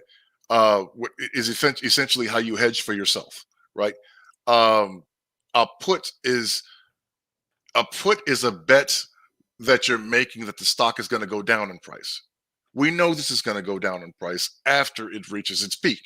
That's going to happen. That's going to happen. To hedge that way, if you don't know how to buy puts, and if you don't know how to price puts, and you don't know how to put them in, because they're based on strike price and they're based on time duration, right? So they can last a week, they can last 2 weeks, a month, a year, 2 years, 3 years, right? If you don't understand the difference between in the money, out of the money, like that's not a complication. And secondarily, again, you can do that, but it's more savvy. The best way to cash in on this situation is to buy shares, is to not play with the options, is to buy shares. Buy shares. All shares must cover. All shorts must cover. Yeah. All shorts must cover. And that's what the goal is. This is to create the squeeze. This is not based on fundamental positionings. This is not fundamental present valuations or technical analysis valuations. This is to trigger a margin call. The closer we get to that $100 strike, stock price, to somewhere between 100 and 120, the more certain that margin call is going to happen, the more certain that you demand the price for your shares that you want. So if somebody comes and says $500 and you say, they got to turn around and come back and ask you, well, how about $600? Well, when you say it like that, I mean, that's you're speaking about it from almost like an analogy standpoint. Like, how does it actually work when you talk about them? They're trying to buy your shares, and you're just like they're trying to buy your shares, and you're just refusing to sell. Basically, meaning that you're just holding, and by holding is that the market. Okay. I mean, does the market have to organically go up, and once it go up to the point to where, okay, so it's not like you're it's not okay. So, like I said, retail of AMC and GME are estimated to hold roughly, conservatively, 85% of the available stock that's out there for the company.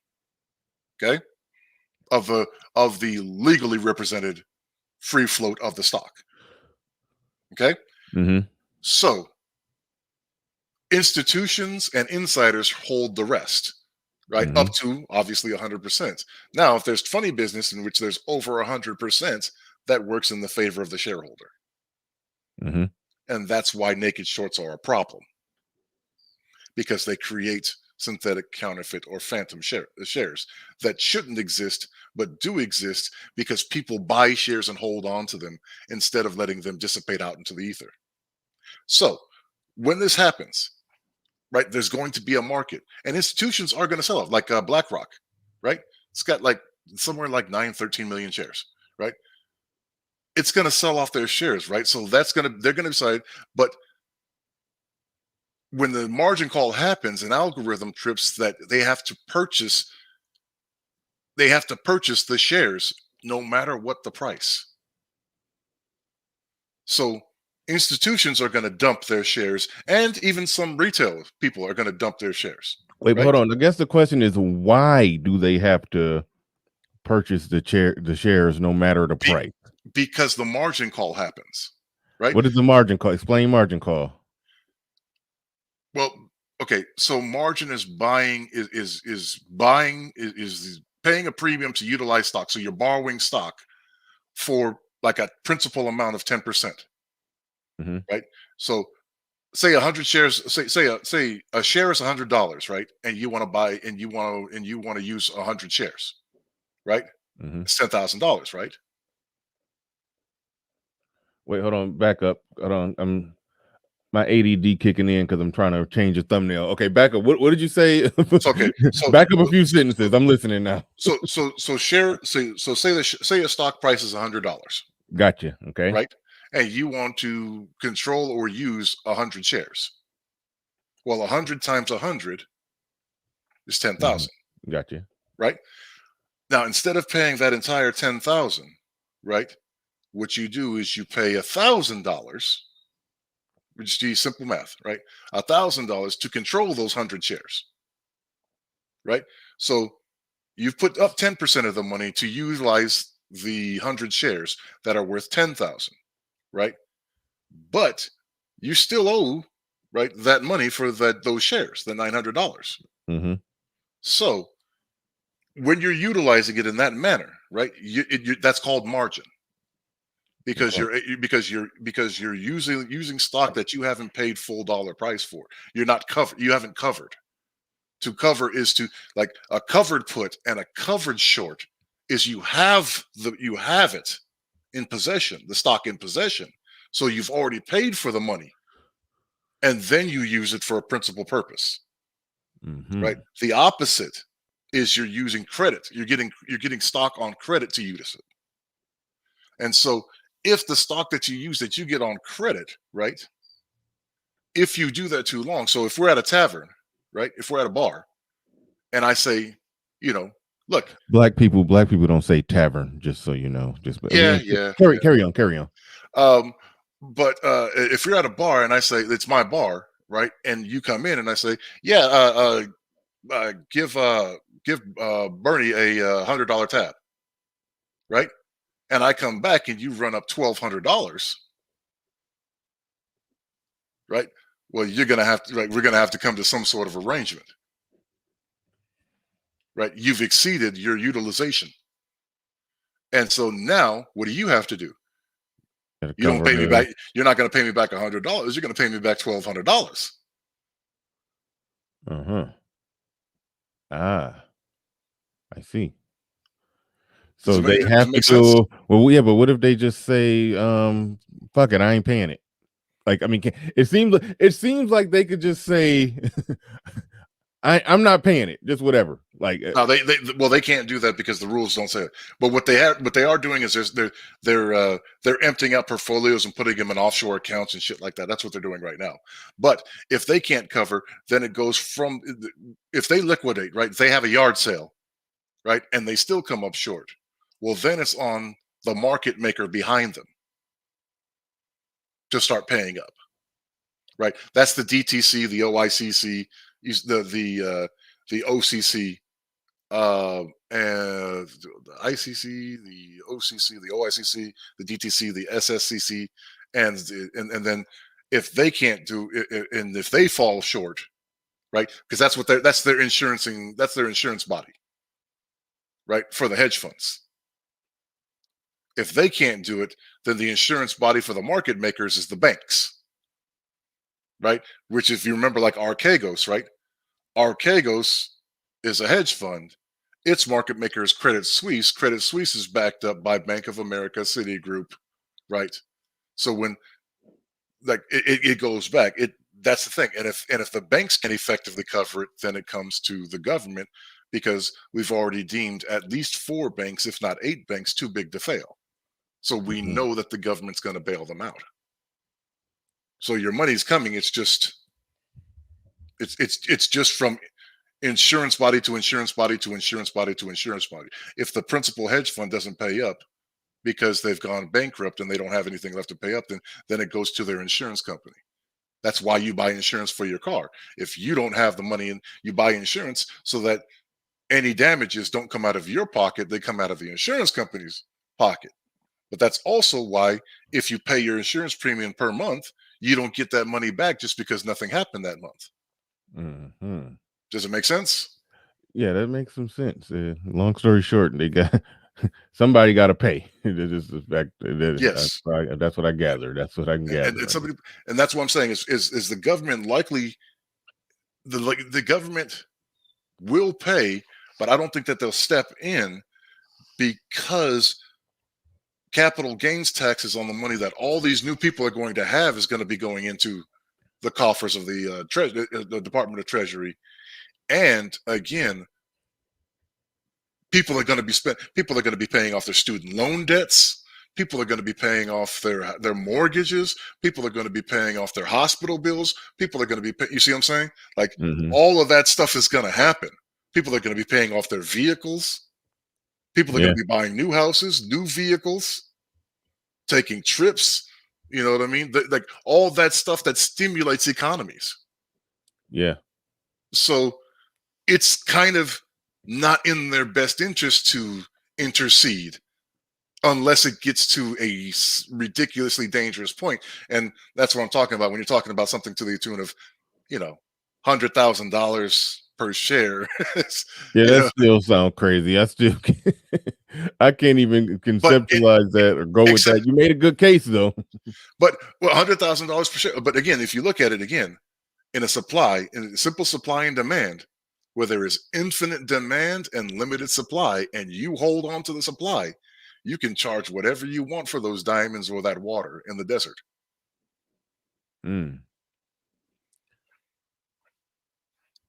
Yeah. And it can't get to a point. And the thing is, you're not gouging regular people.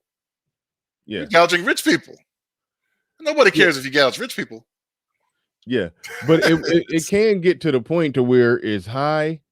They need to, they gotta buy, but even though it organically went to a certain point, it will get to a point where it's so high, people are no longer buying it to drive up the price. Nope. So the price, so you're telling me the price just won't get static. Let's just say it get to $300 and it's not enough common folks that are saying, hey, I'm going to spend $2,000 and then only end up with what, seven or eight shares. You know what you see? And I get it has to come down, right? There's going to be a peak, and then there's going to be, and then there's going to be a down. You're absolutely right. So there's going to be a peak, but again, and that's why the emphasis is common people holding on for the benefit of other common people, and a strong sentiment, and that's why people are talking about. Right. That's the psychology of getting people to think about what their ceiling is and what their floor is. Right. Because if you think about this as a community-based effort, if you think about this as Wall Street is Occupy Wall Street 2.0, the effective version. Yeah. If you look at it and say, look, I'm holding on for me, and I'm holding on for Bernard, and I'm holding on for Sub-Zero, and I'm holding on for Snuggles, right? And Snuggles only has 5 shares. Hi, I'm Snuggles. Yeah, because that's all Snuggles could get in the financial position that they're in, the economic position that they're in. Well, you know what? I want Snuggles to eat too. And you know what? If the price gets to 10,000, Snuggles gets 50K. If the price gets to 20,000, Snuggles gets 100K. And if Snuggles is in that position, is 100K life-changing? Oh, yeah. If Snuggles was in the position to only be able to afford $50 shares, right? And we'll say 50 shares and Snuggles picked them up at $15. You know what I'm saying? Because that's what Snuggles could afford. Well, then $100,000 is damn sure life-changing to them, and could mean an entirely different world for Snuggles and Snuggles' family. So you're holding on to Snuggles. You're going to hold on for Snuggles. At the same time, by me holding on for Snuggles, for Bernard, I'm also holding on for me. Yes. Because I have more shares. It's not altruism, right? It's motivated self-interest, but it's motivated self-interest with consideration in mind for the lower person. Yeah, it's sort of like in A Beautiful Mind with Russell Crowe, when they were talking about economic strategy, and somebody, I forgot who it was. Well, basically it was the best outcome is for every individual to do what's best for them. But no, it's basically what's best for the Yes. overall group, or because by doing what's best, if every individual in the group do what's best for the group, then everybody gets the best possible outcome, or something, like this is that. the real life. This is the real life, real world example, greatest real life, real world example of game theory ever presented. Mm-hmm. And we will see. And again, I have faith that people are better than they are. They are better than they are worse. I have faith that people are better than they are worse. So we'll see. This experiment will bear out. You know what I'm saying? If this share gets up to $5, $6, $7, $10,000, faith in humanity restored. That's deep, Because man. you see you see what I'm illustrating there? Oh yeah. Because that means people care not just for self, not just for self exclusively. They do also care for others because they even want Snuggles, the 5 share person, to eat, to have a hot plate and eat. Mm-hmm.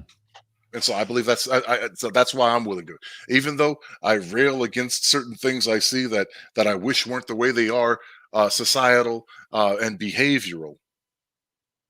I think that I do still believe that there are more good people out there than bad people out there, and people who are considerate and caring about others than there are ruthlessly uh,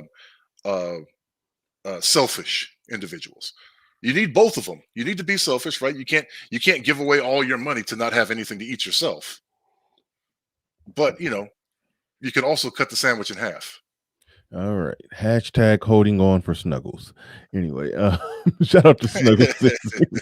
It was so funny the way you were saying it, because I want to hold on for Snuggles. Right. It's his first name that popped up there when I looked at the chat real quick. I like to get a name. Well, shout out to Snuggles. Says, I want you all to educate us on how much we can start to put on stocks for the regular person who has a very regular job. What platform to trade on? You can any of the free ones. It's easy. Fidelity, Vanguard. I was going to say Robinhood, but they're in trouble. They're going to face a lot of trouble coming up here in the future. Fidelity, I would say either go with Fidelity or Vanguard. They have and I would say a basic index fund. Just put what you can afford to put forward. If all you can afford to put in is 5% or 10%, or if you have a job, match open up a Roth 401k or Roth IRA. This is not financial advice. I'm not a financial advisor.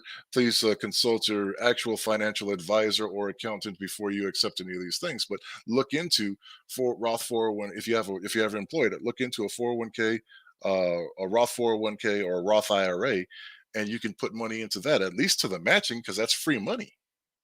But if all you can do is put 10 or 5% in there, we'll put that in there because it's a compounding interest bearing account that comes from taxed dollars. So you only pay tax on the growth portion of that. So that's what I would say. So something like that, as far as the simple way to go, like you can do these things. Like, these things aren't hard, and take advantage of compounding interest, because look, you're not even getting 1/4% in your bank account if it's a brick and mortar bank account. And I don't think you're even getting in most online saving accounts. I don't think you're getting 0.5%, and inflation moves at an average of 3 to 4% per year. So the money that you have in there is worth less, has a lower valuation now, or excuse me, next year than it does now in buying power, given inflation. So you can look into those things, and talk to people, at those institutions to be able to help you out. They'll take your appointments. You just got to set them up with them. You're muted. I'm muted. There we go. 205 Will. He says this is going to be a real Thanksgiving. Everybody breaks bread. Appreciate the super chat. And just to illustrate again. Look, 205 Will. I know 205 Will has a position, right? Mm-hmm. I know Blaze the Stampede has a position. I know Counselor Murray has a position. Yep. I think Georgia Boy even has a position. Because I caught them in other places that I'm telling on them now about. Oh yeah, I saw Counselor Murray and Counselor Murray. I think I saw Counselor Murray super chat Matt Kors. Because I was listening, and then I heard Matt Kors say, "Yeah, Counselor Murray, such and such," and he answered one of his questions, and I literally, Counselor Murray, okay, he over there super chatting. Right. You've got a position. SKC, I think he said he liquidated. I don't think he liquidated his entire thing. Has a position.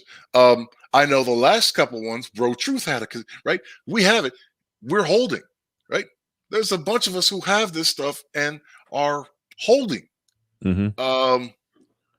I'm missing some names, and I apologize if I'm missing some names, guys. But I mean, I've seen a lot of people in the chat just now talking about what they bought in at. So a lot of people.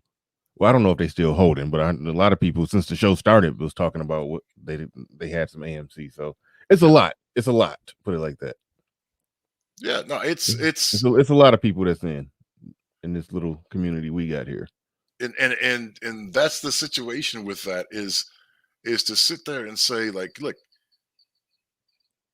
working together, just like how unions, right? Unions changed child labor laws.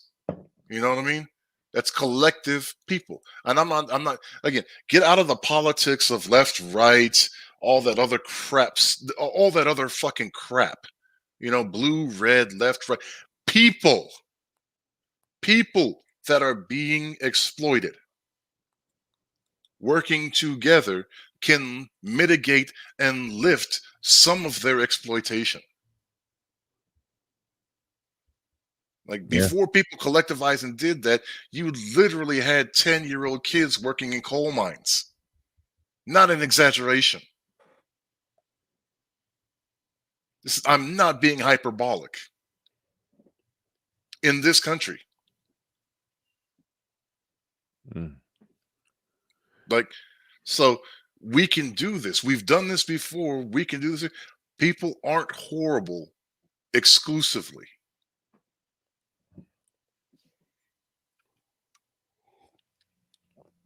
World Free is saying in crypto there's a project called Safe Moon with the same tokenomics idea. What do you think about that?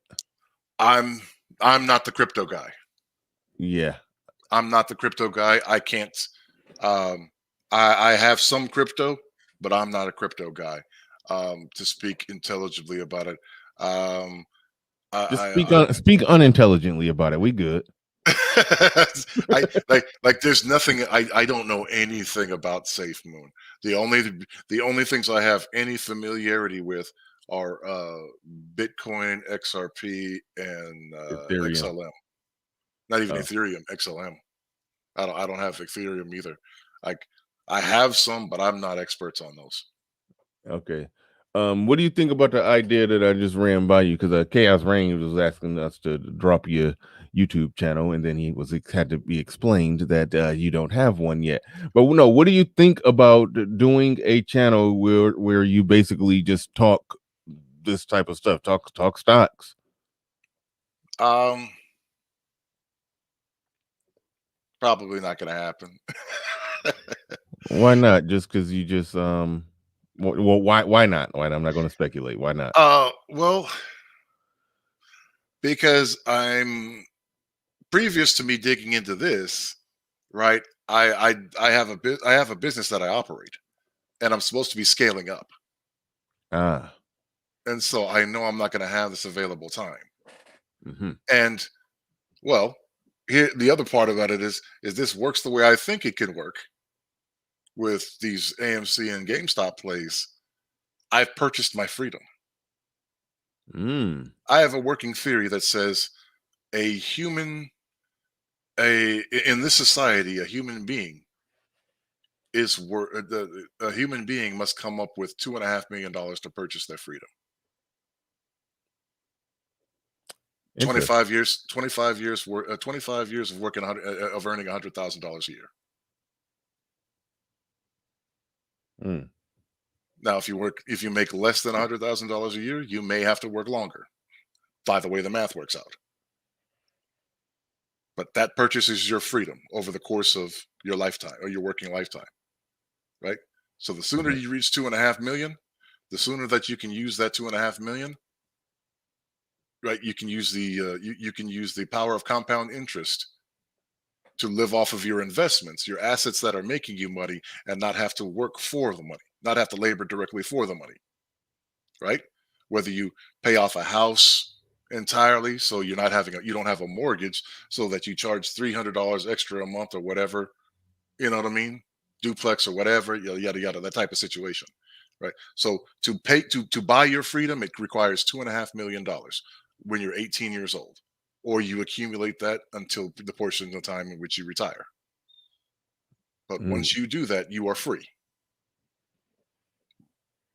So if this play goes like it is, given what this can be and my other accumulation, then I'll have purchased my freedom. And so if I purchase my freedom, I'm probably going to spend the next 2 years just going around the world. I want to hit every country. And so You said you want to hit every woman in every country, every woman in every country. What? well, that may be a part of it as well. Yeah. It's, Yeah. the buffet. But so I'm not going to make a promise like that to say that, that I would take time out of doing all of that to get on a channel. You know what I mean? Yeah. And if it doesn't go that way, then I still have to scale up my business, so I'm not going to have a channel. So you don't have to answer this question. Well, I mean, I told exactly how many shares I got left after I sold some, but how many shares you got in AMC, if you don't mind? I can't. You don't want to? Fine. That's No, fine. because and there's a reason. Because I can implore people to do the research, look into it, and see if it works for them, right? And give them that. I can't direct anybody on what to do. And so Oh no, I if wasn't. no, Go ahead. understand. Because I've already given the price point that I purchased at, and I've already given the status of my account. Okay. You see what I'm saying? That if I give you that, that gives everything. And I did this because he said this, and this had this much. What do you mean the status of your account? I gave you that I was up 450, and then what currently saying, and then even as it went down, I said it was up. I was still up 300. Oh yeah, you did say that. You did say that. Yeah. So, like if people are good at math, they can work it out. Oh no, yeah. No, I already semi did it in my head. Yeah.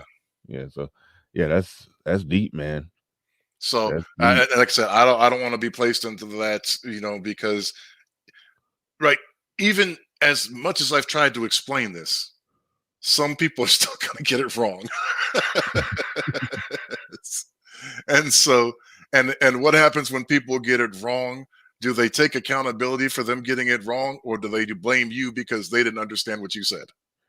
Exactly. But man, what kind of? I don't think I ever asked you this. What you said you don't have to answer this one either. You said you run a business. What kind of business do you run that you're trying to scale and all of that? Okay, well, you don't have to tell that either. It's a fledgling business where I market where I manufacture a product that I can't have associated with my avatar because I've spoken too crazy with this avatar. So you're a drug dealer? No, but my product does impact people's dopamine and serotonin. Okay. Gotcha. Fair enough. Fair enough. So yeah, unfortunately, for those of you who are familiar with me, you know that I have a habit of of maybe saying some crazy things with this avatar that aren't socially or politically correct, and I rely on a lot of those people for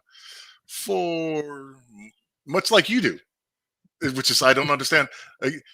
Well, I don't want to do that because I don't want to put you on the spot. But in Go ahead, put me on the spot. our marketing demographic is very similar, except mine is not exclusive to one particular ethnicity. Are you talking about for YouTube or what else? No, for the other. Oh, yeah, no, and I keep those separate for a reason. Yeah. When I did a stream where I was talking about that business, just because me and Ike, we talk business. We were talking about the odds and ends of business and this or that, and people were asking, "Hey, drop your drop your website or drop some links." I'm like, no, I'm keeping those two separate, right? Because for obvious reasons, you don't want. And my product is a very unique product. It's a very unique product, but my demographic sways 70% a certain gender that wouldn't be happy with some of the things that I've said. Oh yeah.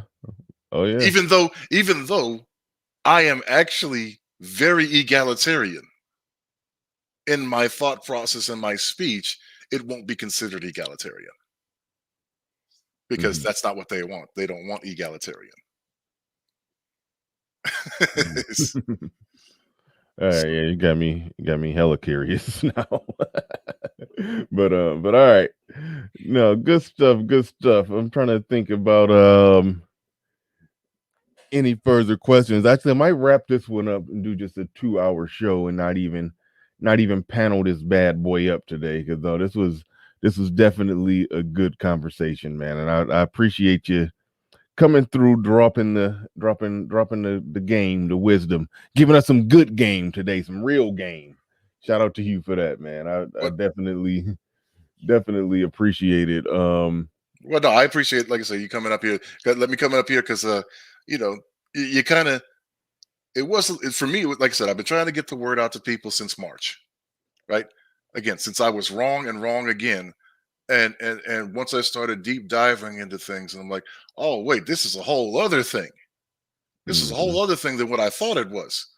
And then going down and doing due diligence and looking at things that confirmed my bias and things that worked against my theory, right? And again, when I say my theory, it's a collective amount of information out there and a collective amount of people putting together information to get to this point. So I'm not some secret financial mastermind or economic mastermind. This is cumulative information, data. And so, for you letting me up here and explaining this along with Sub-Zero, this is my redemption song. Because for months and months, people, you're crazy.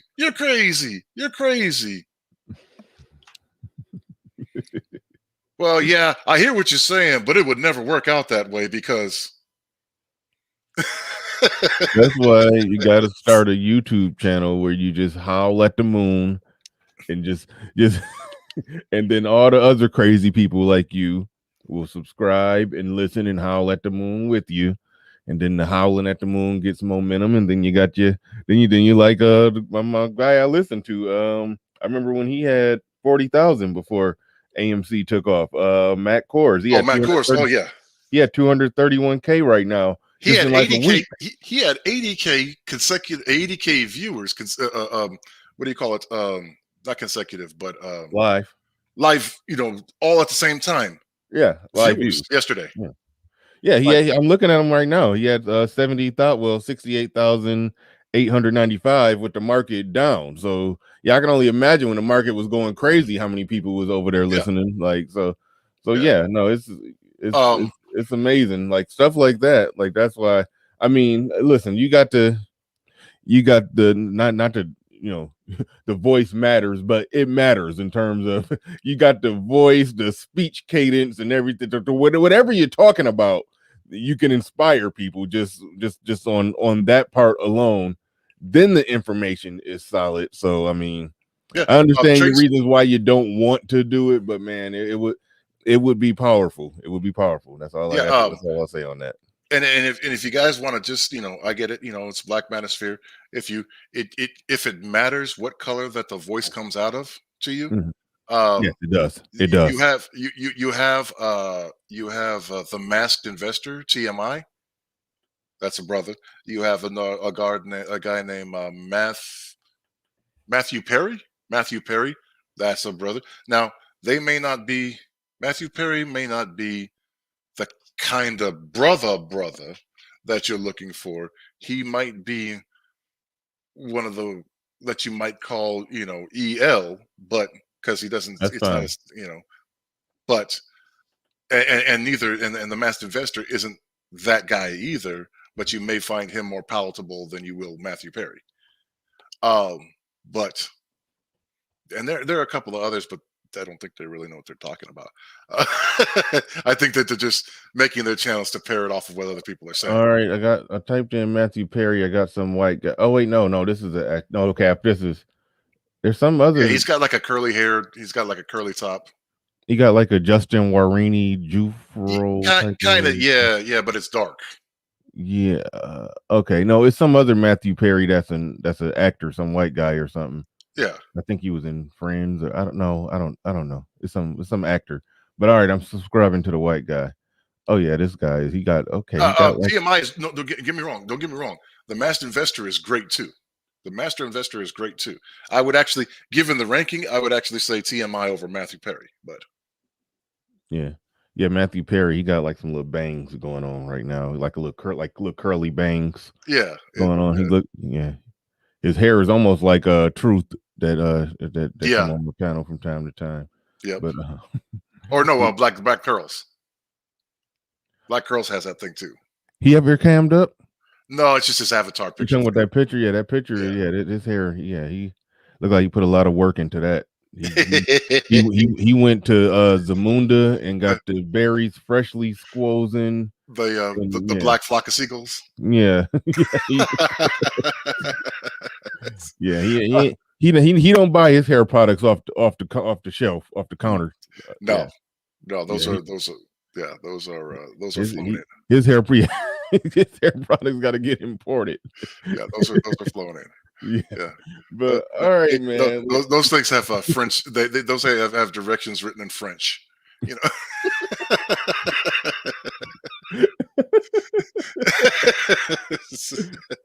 But yeah, that's the last thing again to people. Again, I just want to illustrate again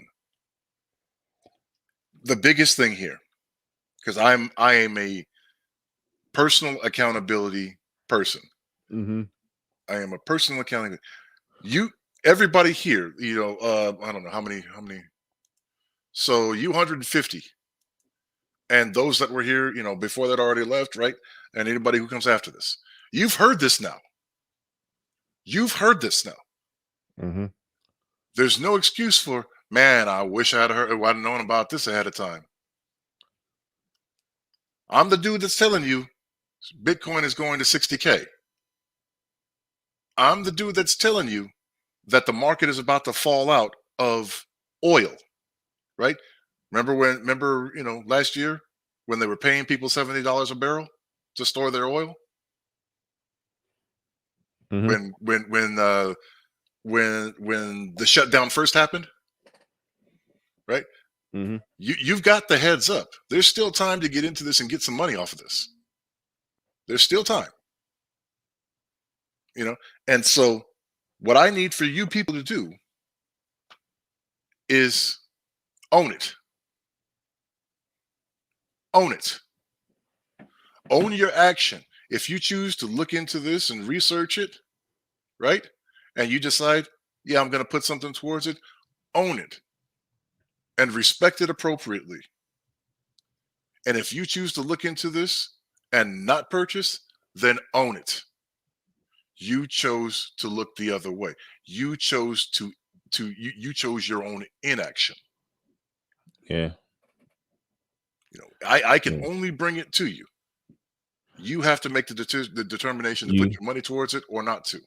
And one thing that you did, and this is my biggest takeaway, you explained how even somebody like we're using Snuggles, for example, even somebody like Snuggles, if all they got is just a $250 that they actually need, not saying that Snuggles is just broke. I mean, she's $5 super chat me to death, but but you just used her as an example because she was up on the board. Yeah, all she got is $250 that she actually need, but if she go buy 5 shares at $50, hold on to those 5 shares, and everybody else hold on for dear life. Everybody else just hold on, and then in the event that they do start selling for 50,000 or 60,000 or 10,000 for that matter, either way it goes, Right. even for the person with 5 shares, that's some life-changing money Exactly. if everybody hold to that point. Like that right there inspired me, and one, it personally made me feel good about the 105 shares that I was hanging on to that I kind of felt bad about. Like, damn, I shouldn't have sold my other, couple hundred shares. I sold them when the market went all the way up like that. But And you didn't do anything wrong. You didn't do anything wrong. no, yeah, I took my profits, but I'm hanging on. I'm hanging on to, like, I got like 105, 106 shares. But even somebody who looking at it right now, why it seems to be high, even though it's dipped down. Right. Somebody with 300 shares can get in the game and just set that there, and then just sit back, and they're doing their part of holding the line. They're like the 300 hold the line. They got their shield, and they're holding. Yep. Yeah, and then in their own way with what they got to hold with. So yeah, that was inspiring when you explained that. I've heard people explain it. It for some reason it clicked when you said it. So you said it just right for it to click for me, to where I know right now, no matter what, my 105 shares that I got, I'm holding the line on those ones. But I had to pull out them 200 shares when it went up there. I had to get that money. And you didn't do anything wrong. It's just, and that's before you had the understanding. And again, because even that's the thing is, holding for Snuggles holds for Bernie. You keep killing me with that holding for Snuggles.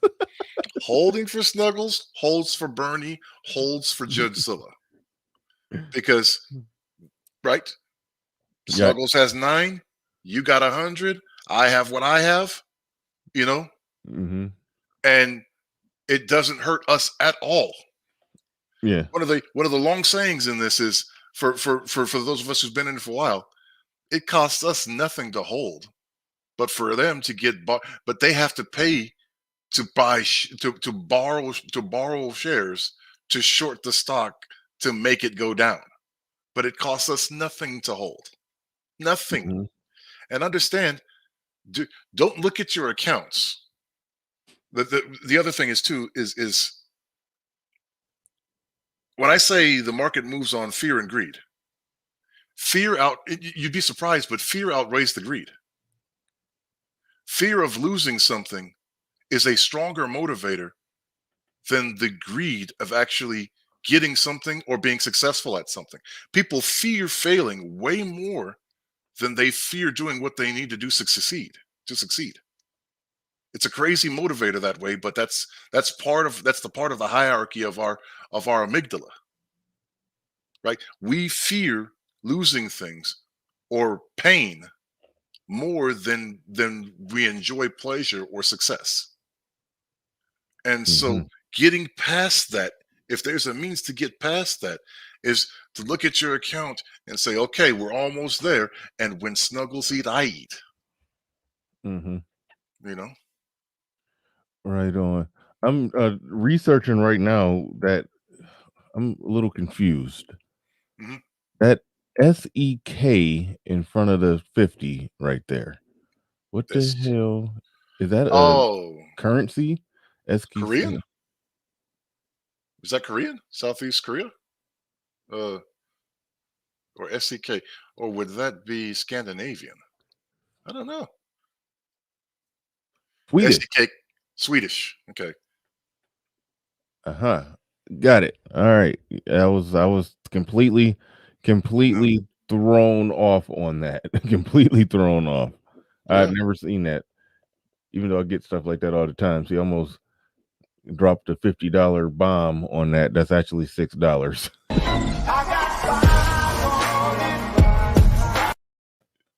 But thank you very much. Thank you very much for that. Appreciate it. Appreciate it. Who was that, by the way? I didn't even see. Billings. Okay. Billings Slaymeister.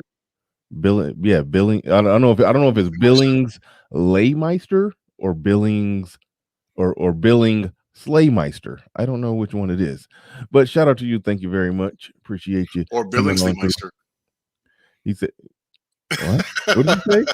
Or Billingsley-Meister. Ah, okay. Like you can put emphasis on so many different consonants. Excuse me, on what do you call them? Syllables. Sorry, syllables in there. It says take advantage of the oil before Nord Stream 2 gets fully installed. Don't know exactly what it is.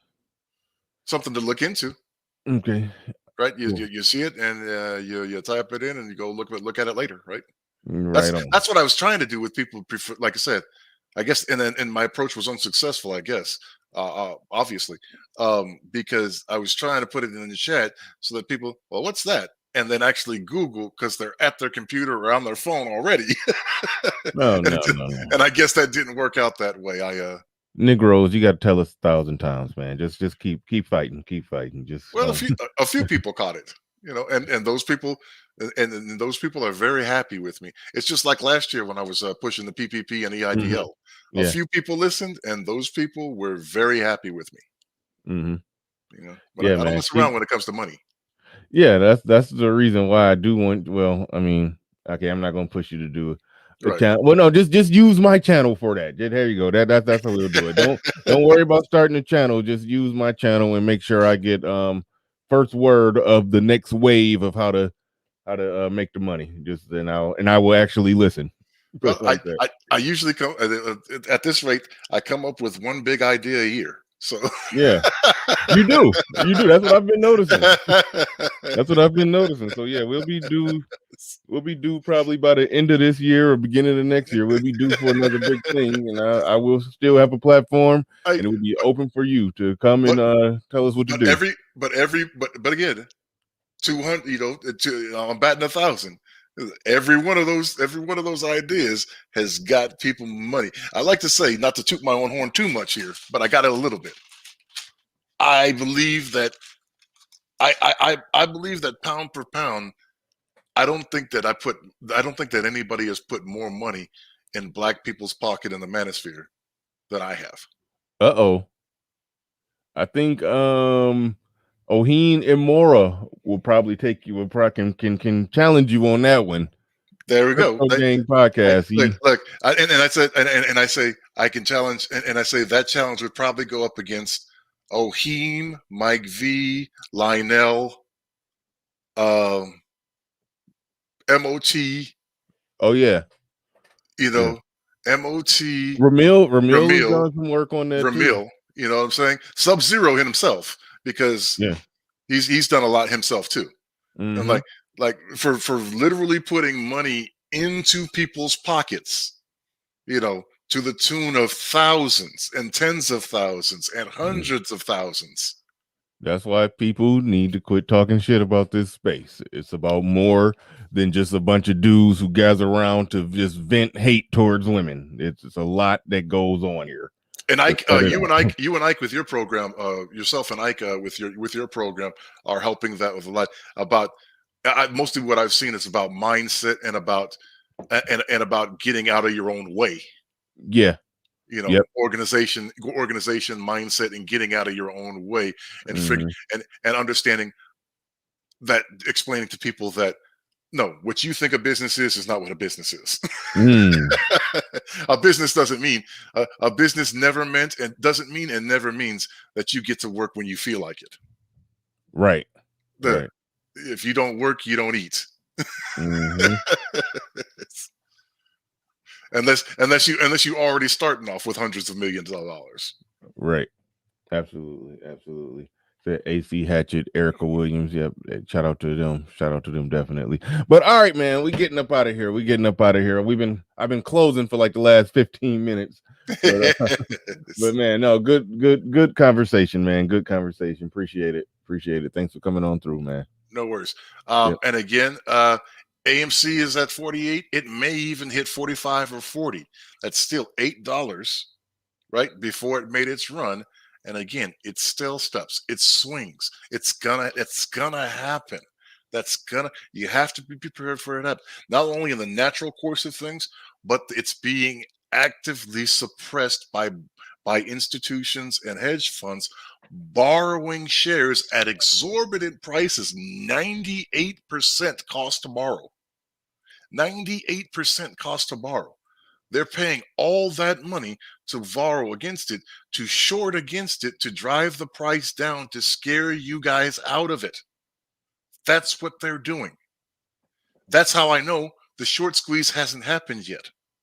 Because as long as that's going on, the short squeeze, this is just the gamma. They're trying to get you out of it. They're calling your bluff. Mm-hmm. Like I said, they're bluffing. Sorry, correction. They're bluffing you.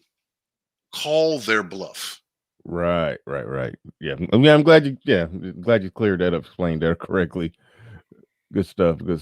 But we out of here, yeah. We out of here. Thank you, everybody. Oh, Perry, and a Cash App in. Perry sent me a $5 cash. I appreciate you. All right, y'all. We are out of here.